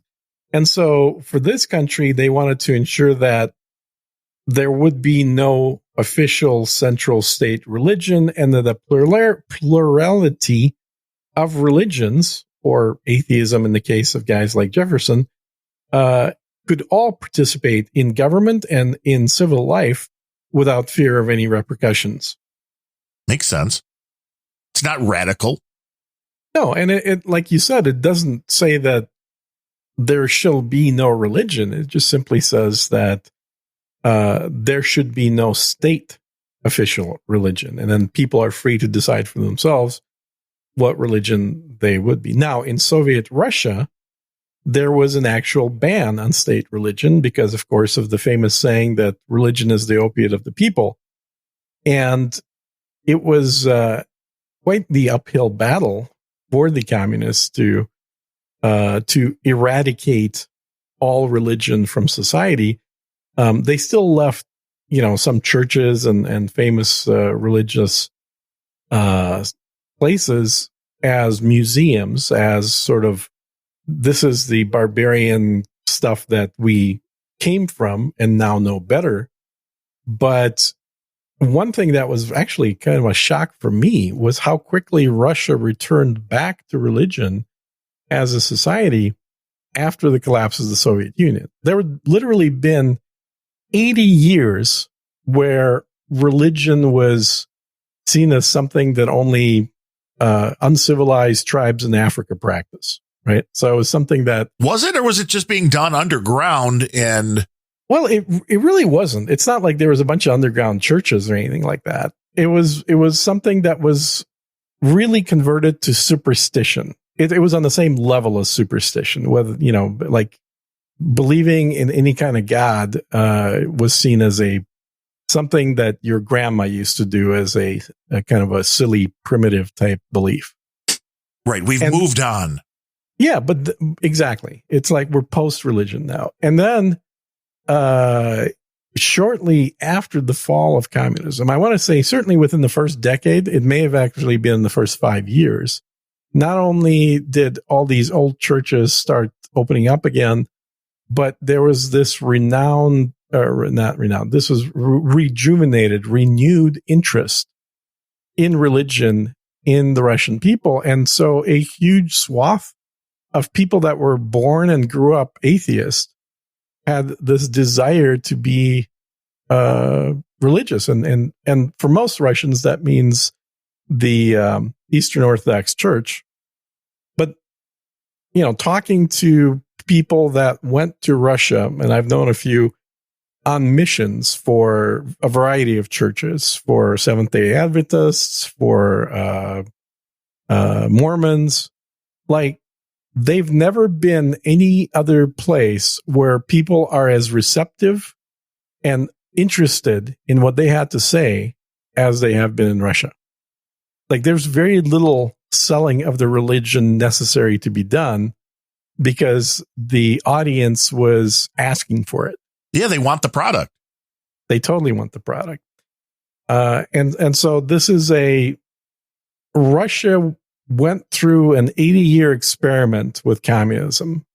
And that experiment has had plenty written about it if you want to kind of look at it through the lens of case studies. And we now have this tremendous 80-year-long example of what happens when you start changing how society operates and controlling morality of people simply at the whim of the leadership and not through a natural law-derived morality, which certainly includes all the old religions as well. Right, because for that 80 years, it's not like religion on its own disappeared. People were told it's bad, you can't do it. So that's really interesting then when that is then pulled back.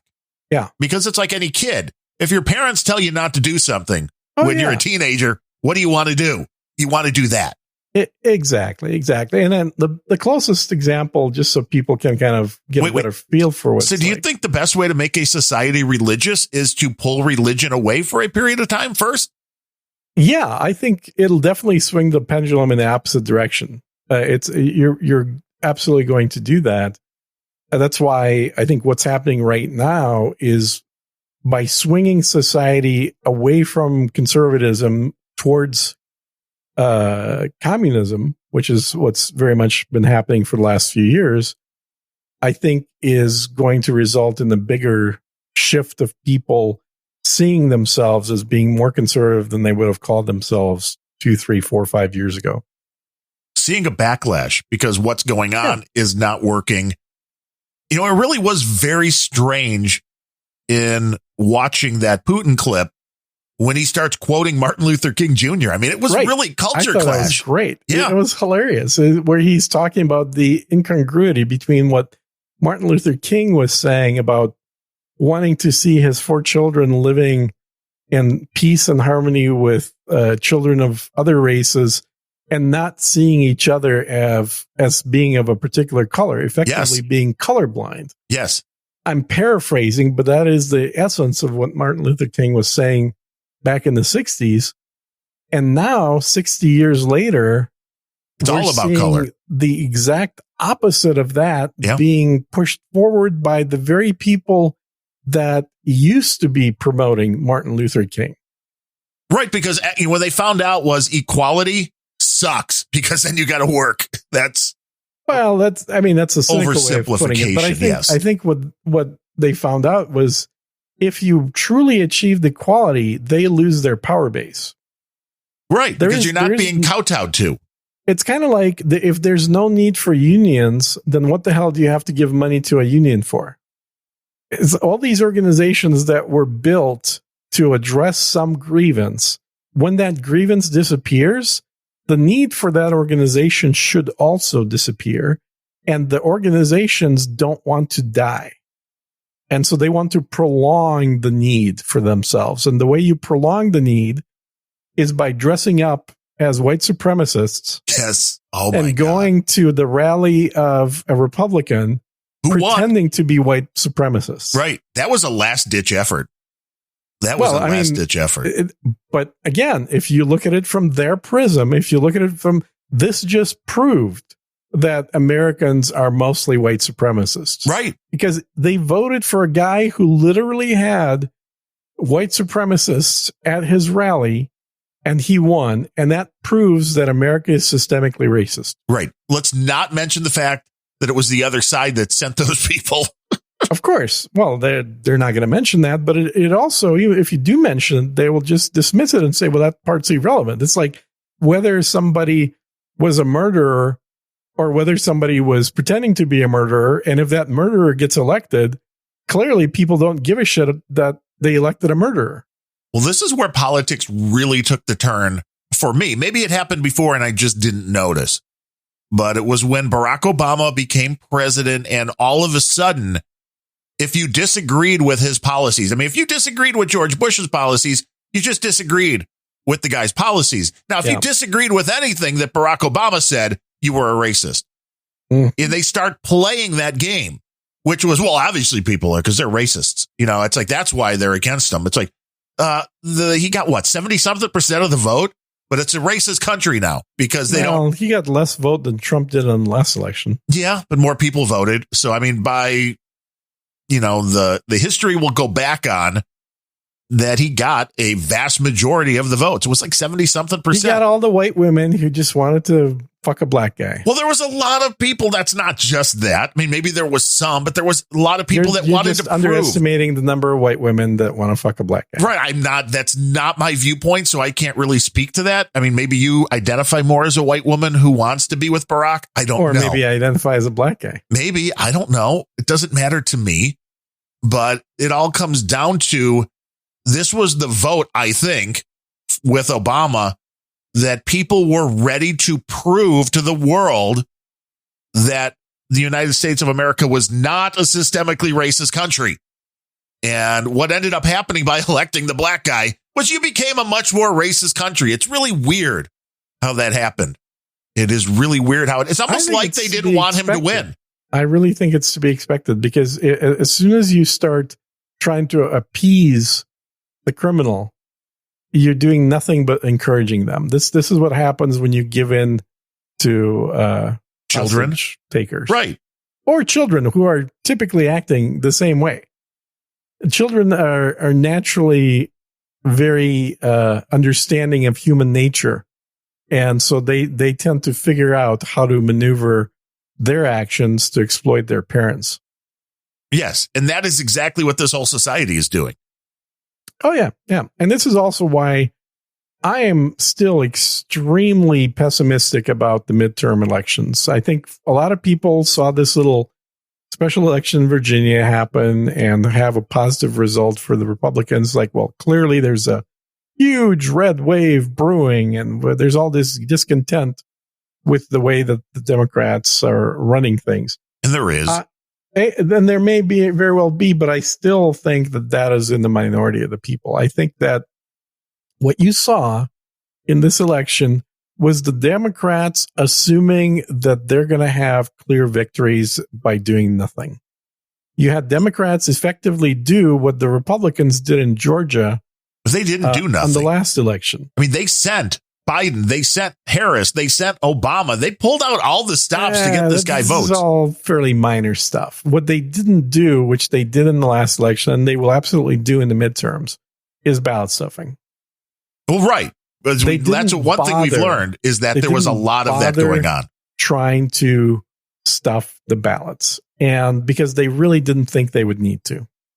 But now the negative result of what happened in Virginia is if you think that the midterms are going to be a fair election, then you're smoking something good. Well, and I don't know how far into the counting process I saw these numbers for, but the early vote in that election in Virginia, if it was mail-in, it was like 80% for the Democrat. Yep. So you got to ask yourself, do Republicans just not like the convenience of mail-in, or is somebody cheating?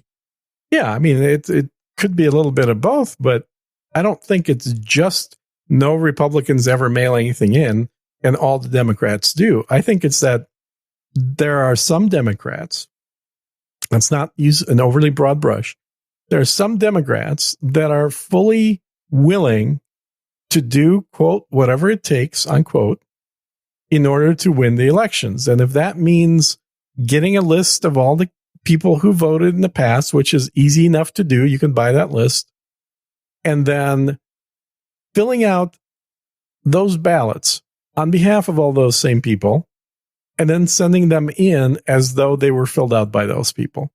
Because most places that never gets caught. Right. And we have stories, individual stories, examples of people who couldn't vote in the last full election because when they got to the voting place, their name had already been checked off as having voted through an absentee ballot. And so their vote had to be put on a, what do they call it? Provisional ballot. Right. Once this matter was investigated. And it wasn't in this election, but that happened to our buddy Larry Bleidner. Same thing. He went in and they're like, no, you already voted. Yep. He's like, did not. Yeah. Well, and what would you think that provisional vote's ever going to get counted? Of course not. No. It's and then you too wonder, much work. You wonder why, how that happened. It's like, well, fraud. That's how. Yeah. Because it's totally fraud. Because you don't look at IDs. So, we don't give voting advice on this show. But what the Democrats do, and I've heard this literally from friends, like Democrat friends, this is very common, they laugh about it, is they will all vote using absentee ballots and then all show up to the polls to vote second time as well. And the vast majority of the polling places don't have a record that they voted as absentee. Well, and so this is further. What end up happening is just simply a duplication of votes. So this is where I'm maybe differing this theory from what some of the crazy far right theorists out there have been saying, which is this is all like a centralized effort and whatnot, right? With the machines and all that. I think it's only centralized in the degree that this narrative is being propagated to the Democrats that there's nothing morally wrong with voting twice. And it's hard to track this, especially now that they're like, well, the mail-in. No, Gene, the mail-in, you can take them a week after the election, don't you know? Yeah. Or a month. Yeah. California, so how do you know? A month. How do you know whether the person voted or not? There's no way to tell. And really, if you're in a state where the envelope is tracked with a number, and then, once they get your vote coming in the mail, and then they mark you as you've already voted on the sheets, presumably. And if you show up to vote a second time, they'll catch it and put you on the provisional ballot.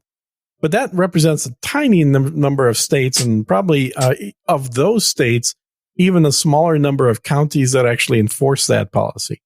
Because you imagine the amount of work that it would take to track every American's status for mail-in voting accurately prior to the election day, so that when they do show up, that they would know whether or not, or the administrators would know whether or not they already voted through absentee ballots. This is why you get rid of the absentee ballots, right? And the mail-in ballots.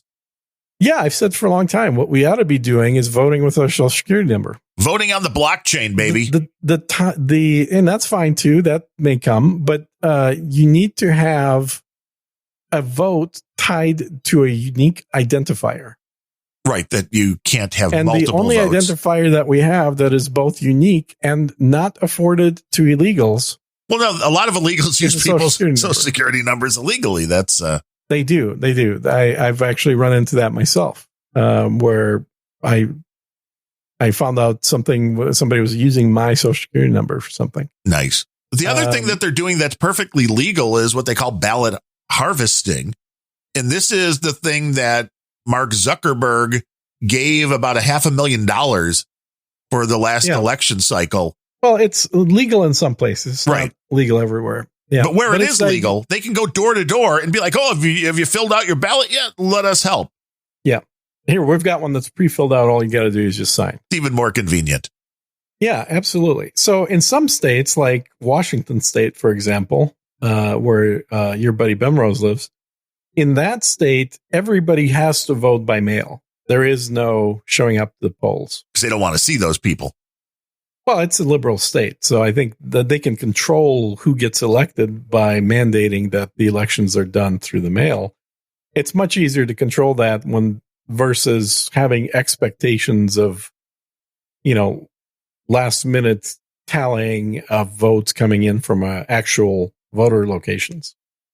It does seem to make it much easier.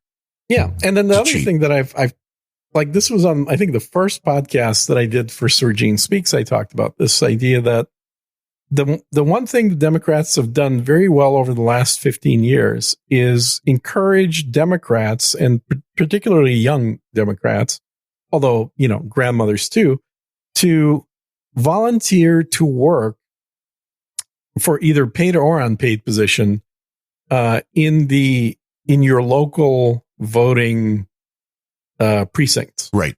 And we talked to DC Girl and Sir William, two folks from the No Agenda community who did work the polls, and with some interesting stories. We'll have to have DC Girl on because she knows the ins and outs of all this stuff, and the stuff that goes on is just absolutely insane. There were a bunch of good stories of what happens on the day where people show up, because there are people, like you said, show up. Well, you've already voted. And then they can have some very interesting reactions to that. Oh, yeah. Yeah. No, absolutely. And they can mark somebody as having already come in that day and voted, and then prevent them from voting, even though they never came in that day. Drive-through voting, where they have to bring the ballot out to you. I think there has to be like a fingerprint, which is what they do in a lot of third world African countries. That's why you see the blue fingers being held up as a proof of voting, is that your vote is accompanied by your thumbprint. And so you can actually investigate later and determine whether the right person voted or not. It's a unique identifier. Now, we can use social security numbers for that. There's a number of different things we can do.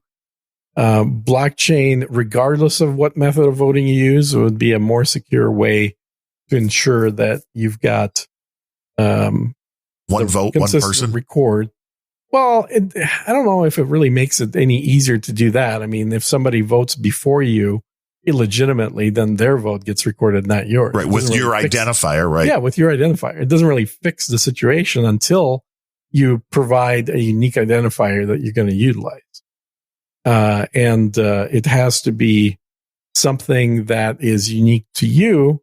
And at the same time, you can determine if it was done on your behalf and not by you. Like, it has to be that unique. So I don't know. It's a complicated issue. I think a poll tax would probably work pretty well. I've always been in favor of that. I think that makes a lot of sense. Is that if you want to vote, it's going to cost you money. I don't think that's the right solution. But I think it's one of the solutions, because I think what happens is the reason that a lot of these Democrats do this stuff is because there's no consequence. There's no cost factor involved. If it costs you $500 to cast your vote and you really cared about the vote, you'd cast the vote and pay the $500. They want to give away $500,000 a piece to illegals. They'd be paying people left and right to vote. They'd have to pay people that are willing to go and do that, but they can do that right now. They can, it's a fine line. It is illegal to have somebody vote with you telling him who to vote for. Like that's against the law in I think just about every state. But it's not illegal for somebody to simply say, go out and vote. We'll help you get there. We'll drive you there, and we'll pay you $100 if you go vote. That's not illegal. In that I'm aware of, at least in any state, we're not providing legal advice. So I would hope not. Because they do use that a lot. And it's this idea of a big bus that is filled with Democrat volunteers coming up to a nursing home and saying, right. We're not only going to drive you there to make it convenient, we'll even buy you dinner in the form of a $15, voucher or check on the way back. As long as you vote correctly. But they don't even have to say that. All they have to do is just all be wearing the same pins. They all have to just have almost a subliminal message in there. Is what they can't do is say, if you vote for our guy. But they don't have to. That's the beauty of it. Because they know the system. If you don't know, like put yourself in the shoes of the senior citizen, you don't know who the hell's running. Like all you know is like you barely know what's going to be for lunch tomorrow. Mac and cheese. Your brain is working at a reduced capacity, like to Joe no Biden. fault of your own, simply because you're as old as Joe Biden. Exactly. Right.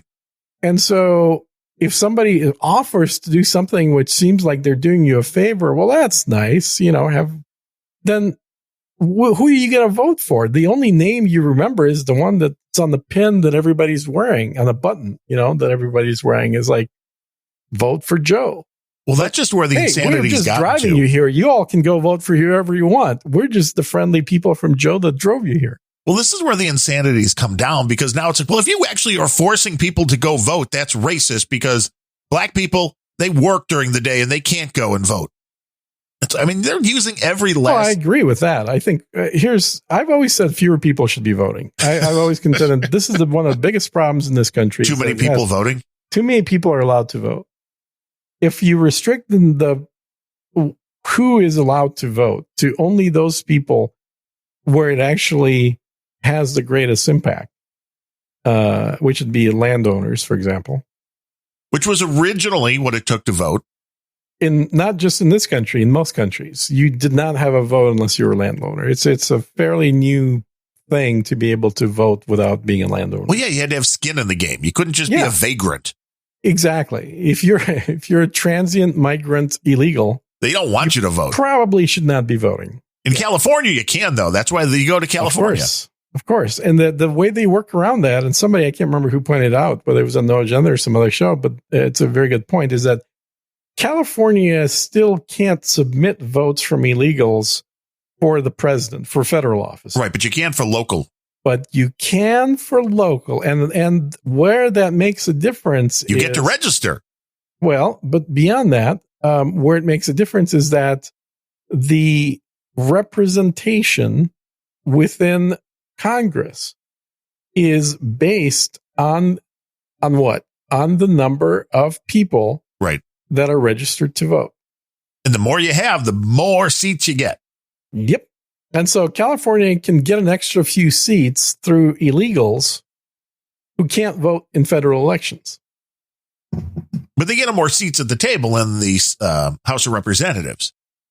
Oh, yeah, exactly. Now, this could backfire on California if enough people leave California and then some conservatives decide, hey, California is actually really nice weather and it's nice land. Let's all move there. Conservatives invade. This could totally backfire in California because they will have created a bunch of seats that they won't be actually getting votes for. They would deserve it. They sure would. But right now, their plan is pretty obvious. It's like we bolster our own ranks. We make the state look like it's bigger than it actually is. And that gives us more seats in Congress, which means knowing that we're always going to be Democrat, we're going to ensure a bigger Democrat majority, even if the people that are going to be elected can't be voted on by the same illegals that we originally allowed to vote for local offices. Right. And now both of these countries fairly well. What country's more free right now, Russia or the United States? It depends on what you want to do. If you want to, put on, let's say you're a guy, you want to put on women's clothes and go into women's bathrooms, you're probably freer in the United States. In Russia, you might get beat up or killed, I'm guessing. If you're not going to get beat up or killed, but you will be taken to a police station. Yeah. But if you're, let's say, starting a new business, you're absolutely freer in Russia.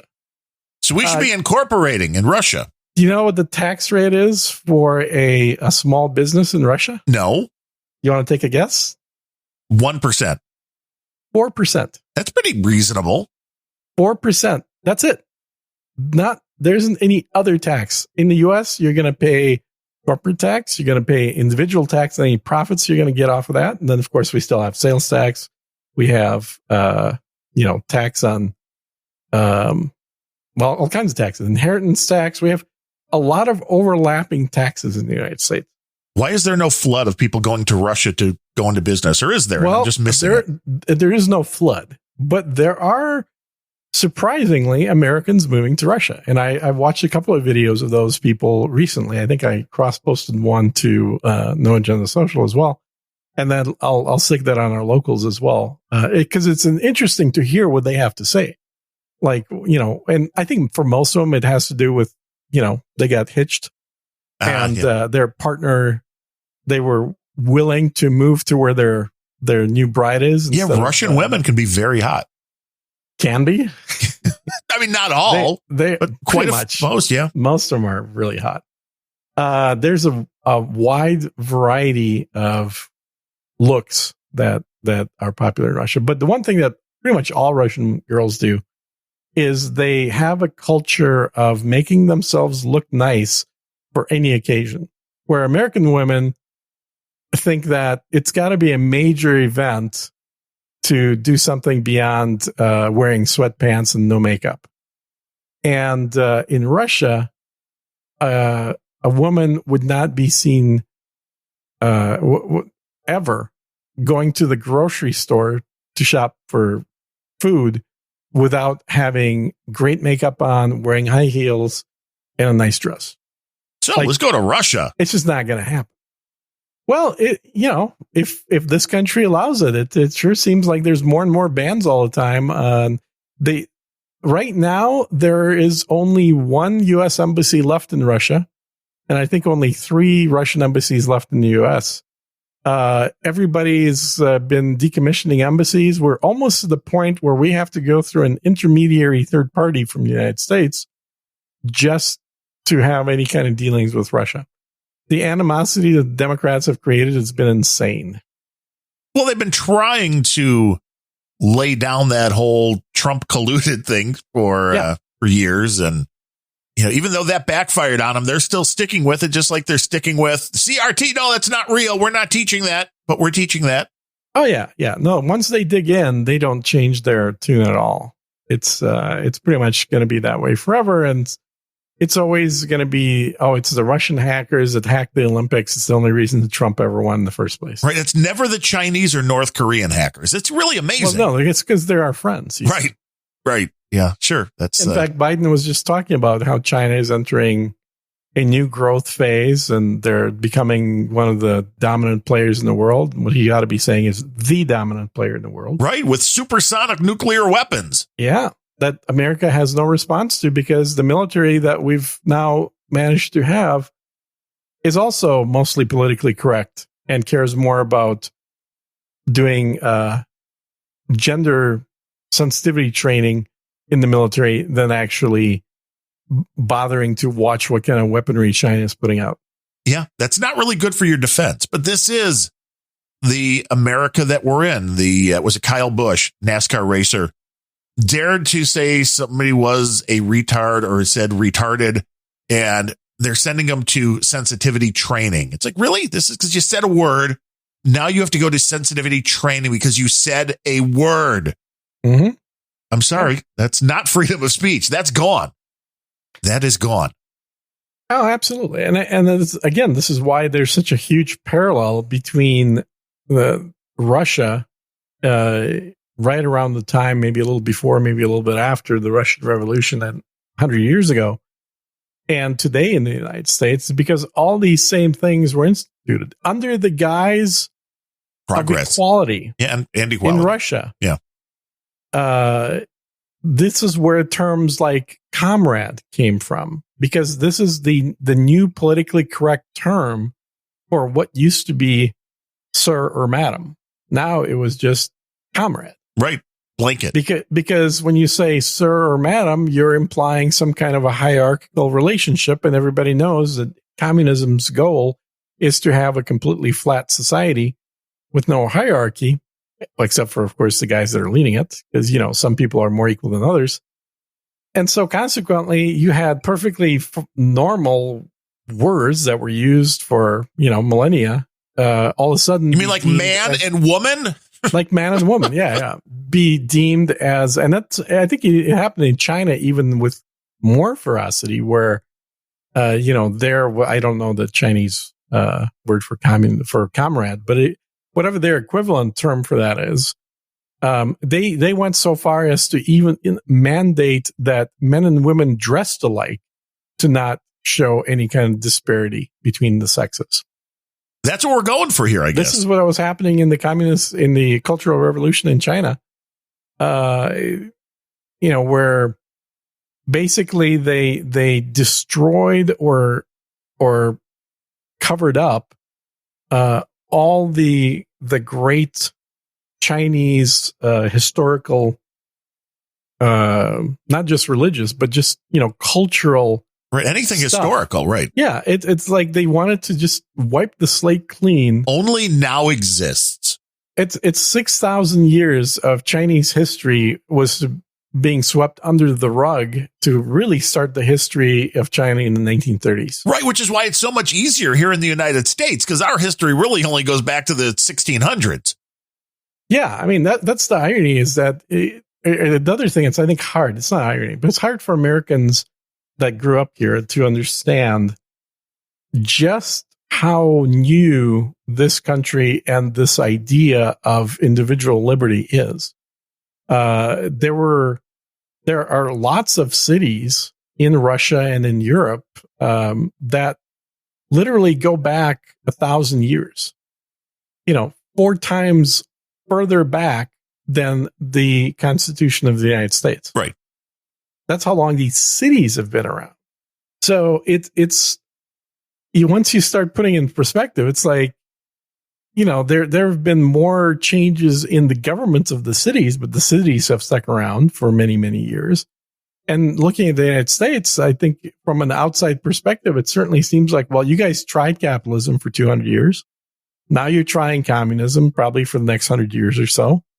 I mean, you're going to go through all this shit. You're going to go and try a bunch of different things, and eventually you'll end up someplace where the rest of the world's ended up. Right. Well, the people that hate this country, I think a lot of it is because it went from an idea to a superpower in the blink of an eye by the standards of how long the world has been around. It was mostly the result of World War II, because the U.S. really was isolationist for a majority of its lifespan. Yeah, until December 11th. We kind of liked being isolationist because we were trying to get away from Europe, and the last place that Europe stuck its nose was during the War of Northern Aggression. So, we're in our own hemisphere, we're doing our own thing, you guys stay out, and we don't give a shit what you do in yours. That was the prevailing attitude. And then Japan came along. Yeah, I mean, Japan definitely sucked us in big time. And certainly not to say that American companies haven't been involved in wars. I think most American companies, one of the most famous being IBM, of course, which was developing the equipment to catalog Jews like cattle. American companies were involved, but America as a country tended to have a very, this is not our business, we're not going to spend any cycles on this kind of attitude. I'm going to say what I always say, which is whether underground, and you go back for the last 50 years or so, the concept has been clear. The plan has been clear since then. We need to divide and conquer. Black and white, rich and poor, left and right, whatever it is, all divide and conquer. And that is exactly what's going on, because how else do you take down the most powerful country in the world? You do it from the inside by causing division. It's not a hard concept. Irony, well, absolutely. It's not a new concept. It's been around forever. In fact, the irony is that what you just said literally comes from a 2,500-year-old book written by Sun Tzu. Right. a Chinese book, which was... Do they teach that in school, though? Which was burned as part of the Cultural Revolution in China. You know, all these great historical works of Chinese culture that were destroyed, and thankfully with some copies preserved that they could be resurrected in time. But this is, I think we're already seeing Huck Finn be the equivalent of that. I think in California, that book is completely banned amongst other books as well. They're dangerous. Like Catcher in the Rye. Words are dangerous. Words are murder. Did you not know that? Words are violence. Words literally kill you. Wait, I don't think you know what literally means. Sticks and stones may break your bones, but words will literally kill you. Is that what they're teaching kids in school now? Is that not what you learned? I thought that's what we all learned. I thought it was a little different than that, I'm remembering. But from the Department of Revisionist History, I'm pretty sure that's what we learned. Yeah, or it's the Mandela effect. I'm not really sure. I thought it was different. I thought it was sticks and stones will break your bones, but names will never hurt me. Is that not the way it was? Was it different, maybe? Yeah, you're clearly being influenced by the yes, mind control. Yeah. But I like Putin's. I like Putin's speech. Systemic racism. I thought he was bad. I thought he was a bad guy. I probably still is, but what he said there made a lot of sense. That's the thing, is that American media, if they were to even cover this, which they're not, none of them are covering this, Putin's speech, I mean. Well, because the media is at the forefront and the pushing of the woke. Yeah, absolutely. But if they did, they would have to spin it as just Russian propaganda meant to negatively influence the 2021-22 election of the United States. Yeah. Yeah. It's just more meddling. It's like, just because they say it's not our business what the West does, it's just that they're making mistakes that we made 100 years ago. That doesn't actually mean they don't care what the West does. It means they're trying to push this agenda and this new message on the West. Because now they're telling you, if you even question the legality and the correctness of an election here in the United States, that's insurrection. Right. But for a country that has not only been monitoring elections all over the world, but interfering with and installing governments all over the world. Yeah. And O'Reilly had a super clip, though. It's insane. Yeah. He had the super clip with Hillary and others saying, well, Trump wasn't really elected. It was all stolen. Yeah. It's like, but now the media is just so horrible, really, which is why you're listening to our show, Unrelenting. It's probably why you're listening to No Agenda and other shows like that, because the mainstream media is worthless. And that's why you have to support shows like this. We do have a few people to thank for today's show, because we do still work on the value for value model as we're tweaking it a little bit with Unrelenting. Well, it's still a value for a value. We're just moving. Well, we're trying to entice people to move whatever contributions to locals, simply for the fact that when we can create a centralized hub of extra content that is available as a way of us thanking those people that help. And you just want to make sure I pay you. So, I mean, there's also that part. Okay, well, that's the real reason. Because otherwise, when I was just a guest and I was doing no work involved, I didn't make a dime off this thing. So, the slave driver here got to keep all the money. But now that we're going to be on a new platform. You say that like there was millions of dollars coming in. Millions and millions. That's the way I heard it. My web hosting. Millions of dollars coming in. I mean, just to give everybody a little example. To be fair, this is for the next 3 years, but my web hosting came up and it was $500 and something bucks, which I still think is really fair for hosting all the podcasts that I do overall.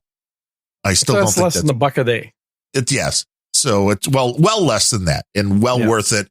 But there are costs that are involved with this, and we appreciate the people that help us out by subscribing, the people that help us out by doing a one-time donation, or just, trolling along when we do the shows live over in the No Agenda troll room, which we just hijack for our own nefarious uses, if you will. And that's at trollroom.io. Yeah, it's too bad I'm permabanned from there, but oh well. But I permabanned you, right? So you know what? I'll lift that, Gene.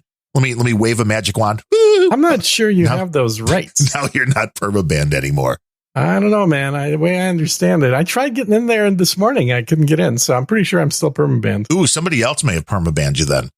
Could be. But coming in with $20 over on Patreon, which is still the Patreon from Grumpy Old Ben's, which we may be able to switch that over as well, which there's no extra content going there. It's just if you're in that ecosystem, we set that up. I do the same thing over on Random Thoughts. But our buddy Brian Janak, who's getting ready, I know, for a beautiful Wisconsin winter, has upped it to $20 a month. So that is a big deal. And we appreciate that because it helps us keep those bills paid for the servers and that. And now that, Gene and I are doing shows regularly, the downloads are going to go up by 100-fold.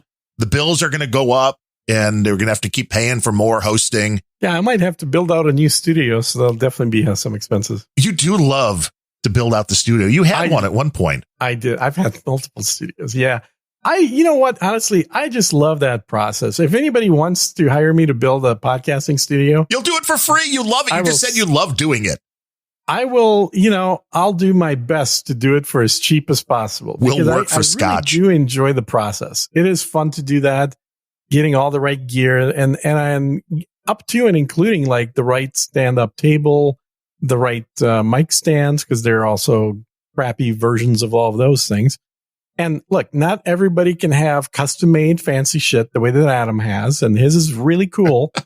But at the same time, I don't know. My gear costs more than his, so it's not all that fancy. Not your table. Well, no, not the table. I have thought about getting a stand-up table. No, he's got a gorgeous table. The guy that built it did an amazing job. I saw that custom made. He did Rogan's too. And he did Rogan's as well. Yeah, you can tell. Not all of us can get a table like that. You can tell before No Agenda. Every now and then, you hear the desk rising as Adam gets ready for the show. It's a whole thing. Exactly. It's like a plane taking off. Yeah, and it's super smooth. It's more impressive really in person, I'm guessing. I would definitely enjoy a table like that, but I've never had. You don't want to stand? Well, no. In my studio that I built out, I did have a standing table, but I got rid of it when I got rid of the studio, along with most of the other gear. Sold it all off. But no, for home, I could just never justify spending the money on a standing table because I would use it standing up to do recordings like this. But for most stuff that I use it for, like doing spreadsheets or playing video games, I would want it sitting down. And when I do the math in my head for the amount of time that I would have the table up versus down, the extra $500 to have the thing moving. You could be buying extra spaceships in your game or something. Exactly. Right. Exactly. I could justify buying the next. Did we talk about video games? No, but let me finish with the folks who came in. Oh, yeah. Who else? David money. David Hagelin came in with 1111. That is a monthly donation that's been going on for a while, and we appreciate that. Nice. New is our buddy Chuda Kookie, who is always sending us requests for the No Agenda Rock and Roll pre-show.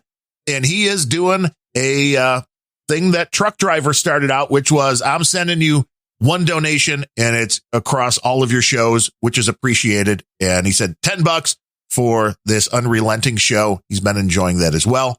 Nice. Betty Solero coming in with $6.96, and she's been around from the Grumpy Old Ben's as well. And that's very much appreciated, often in the troll room when we're doing these things live. And Truck Driver, the aforementioned Truck Driver, coming in with $5 for this particular show and $5 for the other 3 shows that I do. And his note, this is where your influence again, because he's well aware of what my name is, but his note is, hey, Daryl, here's a split for the 4 shows. Great shows. Keep them up. So see, now other people are calling me Daryl. Now, thanks to your renaming me. Well, wait. Rebranding me. What is your name? Darren. Darren O'Neill. Didn't you know? Just like Bewitched. Okay. Didn't you ever watch Bewitched as a kid? You had to, because you're probably like... I did. I watched Bewitched. I watched it when it was on TV. See, that's where my parents got the name. They watched way too much Bewitched. They thought, really? That's a good name, yes. But there was also 2 Darrens, just like there's 2 Daryls. Yeah, and they were both named Dick, so I don't know what that says about anything. Yeah, Dick York and Dick Sargent. The other guy. Sargent. Yeah, and the other guy. Yeah. Yeah, Dick Other Guy. The Other Guy is it's a common British name. The 2 Dicks who were Darren. It's a new podcast. If they were so that's where your parents got the name Darren from. That's awesome. That is. If they were Bob Newhart fans, it could have been Daryl. That would have been Daryl, my other brother Daryl. Yeah. But Bob that Newhart was funny. That was a long, is he dead or alive? He's still alive. He was, every time we talk about somebody who I'm thinking, is he still dead or alive? They die the next day. No. Hopefully Bob Newhart didn't just die as we're talking about him. He's a funny guy. Like him. Our buddy Stevie coming in with $5 a month. Dennis Woods, $5 a month. Stephen McConnell, $5 a month. Those are all still over on Patreon as we get the locals things going. You might want to move over to the locals because that'll be where we'll be adding some more content.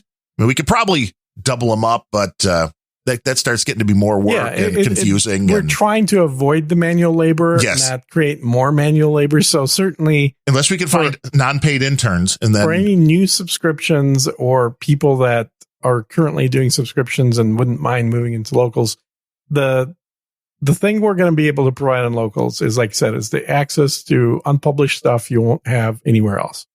So that's our little thank you and reward for the people coming in. And most of the donations you mentioned up to this point would certainly be in that qualification level where they would have full access to get all the behind the scenes, pre-show, post-show, all the posts to all the content that we're talking about, all the stuff that's not currently included as part of the podcast would be in locals. And locals does the thing like Patreon where you can, if you want to give $1,000 a month, that's fine. They'll take that from you. Is that?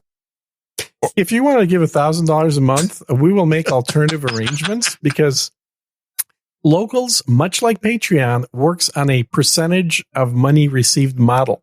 Those bastards. So locals is awesome for people giving us what I would term as reasonable donations. But if you want to be somebody wants to give us an unreasonable donation, which is more like what would be considered a normal donation on No Agenda these days, right? For those people, we'll come up with a better way of you making that donation than locals, and we might even do something extra. One thing, I'll just tease this out in the middle of our donation segment because it's related. Is one of the things we're going to start tracking are donations that are earmarked for a dinner with Daryl and myself. Live? Or are we doing this over Zoom or what? No. None of the Zoom bullshit. The goal amount of the total amount of donations will be calculated based on whatever travel makes the most sense, whether it's for me to fly to Chicago or for you to fly down to Austin and then have a nice steak dinner. And everybody who's donated as part of that donation drive, regardless of the amount that they donated, will have an invitation to join us for that dinner. And then one of them randomly gets picked to pick up the tab for the...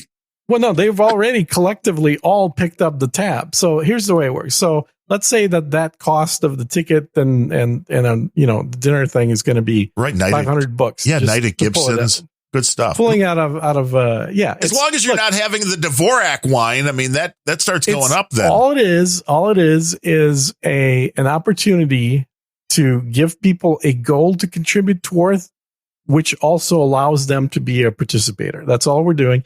It's an idea that I gave to Adam and John back like 9 years ago. And they told you it was never going to work. No. They said, we ought to have a Knights meetup. We've got about a dozen Knights now. That's about how many people they had back then. And not Dukes, mind you, Knights. And they said, I think I suggested, hey, let's do it in Vegas. That's a fun place for everybody to meet up. And they're like, yeah, let's do it in Vegas. And that was the last that anybody ever heard of it. Like, you should write a strongly worded letter.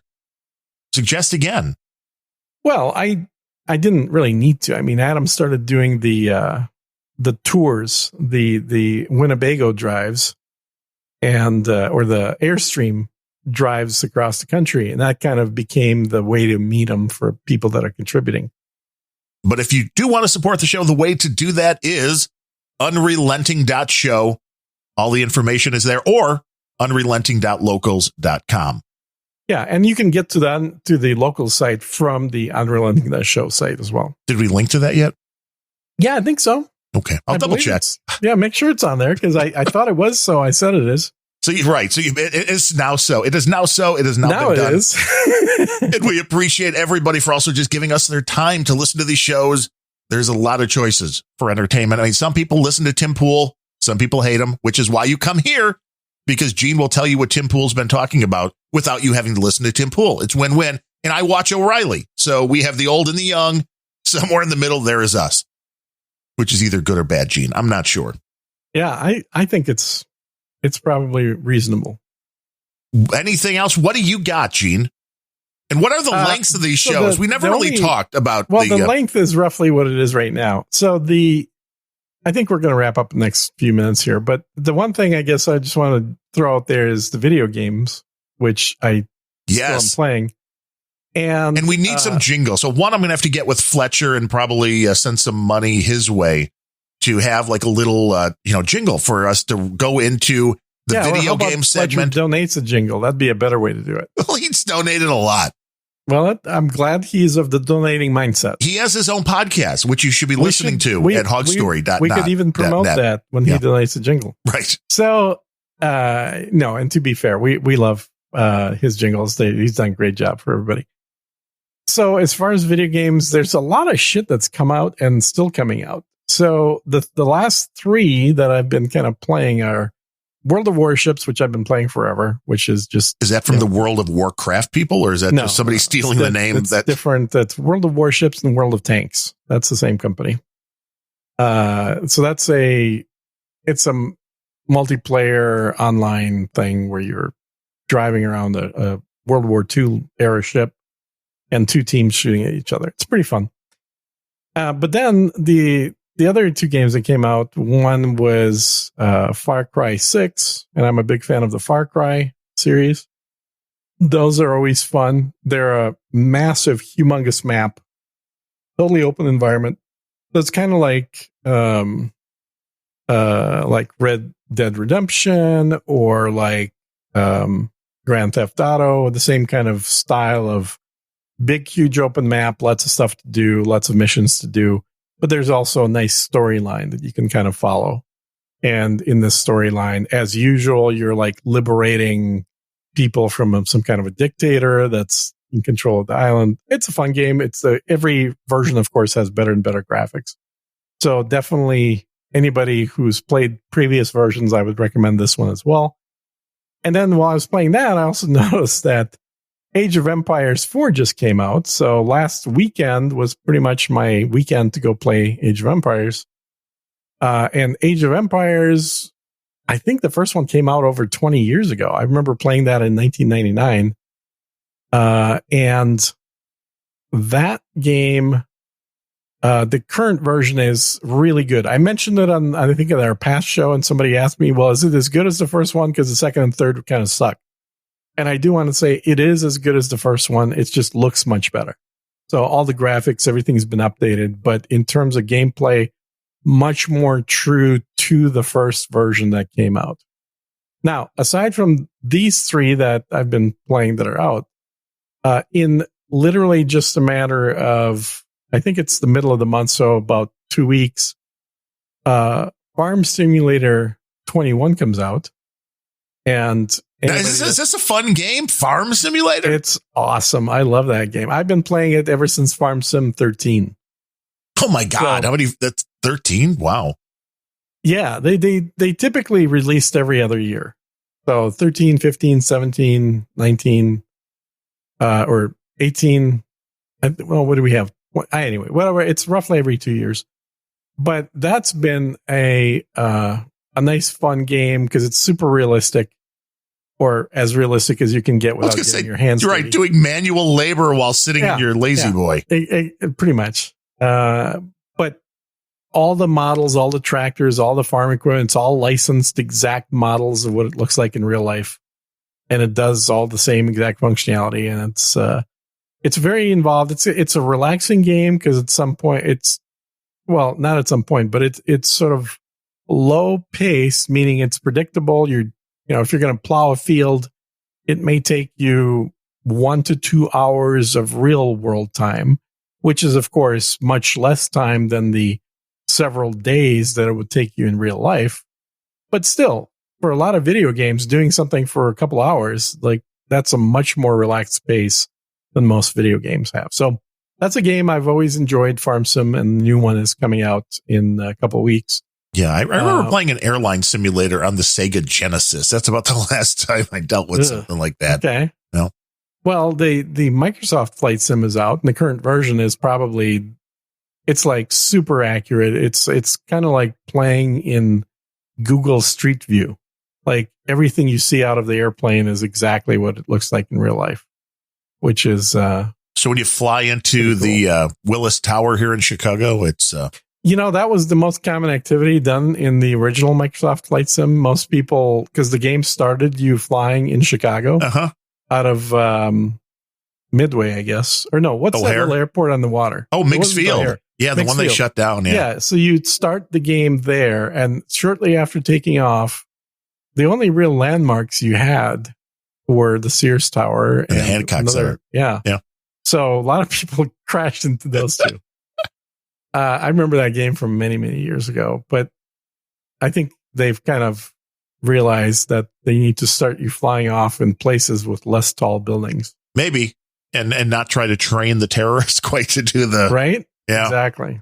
I mean, did they get that idea from Microsoft? Maybe there's money to be sued out of Microsoft. Clearly. Where else would you get an idea like that? Exactly. And then the other thing that's coming out is the next revision of Star Citizen, which is a space video game, probably the most realistic looking, very cool looking space sim. That is coming out, I think, on the 19th of the month as well. And that introduces a huge key component of medical play. And no, it's not as kinky as I was going to what is medical play, Gene? It basically means that they've added hospitals in game, and instead of just simply being either fully alive or fully dead, they've introduced this concept of being injured. So wait, so you're going to get injured, and then it's going to be like you have to spend 5 days here before you can play more because well, no, but it will be like you have to spend 20 minutes to an hour trying to recruit your friends to go rescue your ass and then fly you to a hospital so that you can recover. The recovery, I think it'll be pretty quick in the hospital, but getting somebody to rescue you will definitely add a whole new component of slow gameplay. Is this a service you're offering for people that might want to play along with you? If they need rescuing, Gene will come get you for the right amount. Yeah, if you use my code to buy the game, hell yeah. The promo code, Sir Gene. Got to use my promo code, which will be included in the show notes. But you got to send me stuff for the show notes now. I will send you stuff for the show notes. I just don't remember because it's just a bunch of gobbledygook numbers for the promo code. It's not like super obvious like my name or anything. But yeah, in that game, they're also, as part of that new rollout, they're doing a free ship rental, and there's an in-game. Essentially, it's the spaceship equivalent of a new auto show. Like if you've ever gone to an auto show in a convention center, that's essentially what they're going to have in-game starting the 19th for a week. For all the new ships? For all the ships, period. So every ship in the game, which I think there's over 100 ships, will be indoors in a convention center that you have to get to in the game. So you can go and look at it. You can sit in it, test out its seats. Now, can third party, if you're a player of this game and you know how to do this, can you create your own ships and sell them? Or is this all from the, that's too bad. There are other games where you do build your own ships. I like another one I play a lot is Kerbal, which is a much more realistic spaceship simulator in terms of physics and things. I was gonna say, how does anybody know what a realistic spaceship simulator is? Well, because we know what happens in space. And like, for example, in Kerbal, while you're learning how to play the game, you will start to understand orbital mechanics a lot better. You'll start. It's one of the most confusing things to new people is docking two spaceships in space, because the way it happens on every TV show and every space movie is wrong. It is literally wrong. That's not the way things work. So if you want to, for example, if you're trying to catch up to another ship in space, what you have to do, and you're both in orbit, this is specifically for orbital mechanics. If you're behind a ship and you want to catch up to them, what you have to do is actually fire your thrusters in the opposite direction to slow yourself down. And by doing that, you will actually start going faster and accelerate to where you're trying to meet up with that ship. It's very counterintuitive. And we had some issues in the real world with our initial Mercury and Gemini guys because the understanding of orbital mechanics was literally being written as they're doing these missions in space. But you have to really understand how you shift your orbits and then use those orbits to intersect other orbits in order to meet up. So that's the kind of stuff you learn in Kerbal. It's a really fun game. You also build your own rockets from scratch or space stations or anything else. You could build a space shuttle. You could build the ISS. You could build stuff way bigger than that. You can build colonies on the moon or Mars or anywhere else. It's a cool game. Definitely hardcore. It's got a very steep learning curve because you're going to be learning a lot of math and you're going to be learning a lot of formulas, and most of the stuff is not intuitive. And that is a bar for most people because most people just want to sit down and play and have fun, not go to school first. That's why you get into Farm Sim. Right. Okay. Because with Farm Sim, the only stuff you have to calculate are how much corn you want, how much seed and fertilizer do you need for a certain number of hectares, and then as you're putting them down, where you're going to leave the tram lines in order to be able to do the least number of passes with Roundup fertilizer, weed killer, versus putting down other chemicals on the ground. So there's not math. There's still stuff that you have to learn how to do to simulate real farming. Well, that's where the challenge is, right? But it's also much more relaxed. Like you're not going to crash your spaceship or run out of oxygen playing Farm Sim. Yeah, reach out to us on No Agenda Social. What's your favorite just kind of sit around and chill game? Yeah, we know games. Well, I know games at least. Yeah, I played Sims way back when, Sim City, obviously. That was a fun one. They were, that was quite interesting when you went from, the old timey little towns as everything kind of got bigger and bigger, because that was always the trick is how are you going to lay this out early to make sense as everything and not builds go in. Bankrupt. Right. And have it, all work out, which I'm sure there were, plenty of hacks for that kind of stuff, but. Well, and there are YouTube videos, channels of like real architects playing these games. We're going, no. Or like there's a video of a guy that worked on the one of the Mars rovers playing Kerbal, and then trying to duplicate, the sending a Mars rover in the game. And giving is realistic thumbs up or down. Oh yeah, that's very realistic. I mean, he said, yeah, I think I sweated about as much in the video game as I did in real life when this thing was on its way. Well, and that's it. Because you will, if you're in a good immersive video game, you start feeling the pulse going up a little bit. Absolutely. When I had the full NASCAR setup with the wheel and the pedals and everything like that. And it's like, yeah, you're getting into the competition factor of it. You really start feeling it. Absolutely. And I've got, mine goes to the extent of it actually has, face and eye tracking. So in these games, if I move my head left, right, up or down, the camera moves in the game. And depending on, what I'm doing with my eyeballs, it'll be adjusted accordingly as well. You've put way too much into these video games, Gene. I'm not going to dispute that. So but this is actually, though, what makes you the expert. If you're wondering about a game, especially if it's space oriented, then Gene's your guy because he spent the money and he's played it. I think I've played most space games, and there's a few that I still play, but I've probably played most of them at some point in time. Well, you're the guy. You're the expert. And we need jingles for all these segments. And then we can separate these segments into easy to consume chunks for people on YouTube and Rumble and absolutely. And even little sub podcast for it. That would make sense. Let's wrap this thing up. Let's do it. Let's get it out of the way. We'll be back next week for more Unrelenting. Until then, I'm Darren O'Neill. I'm Sir Gene.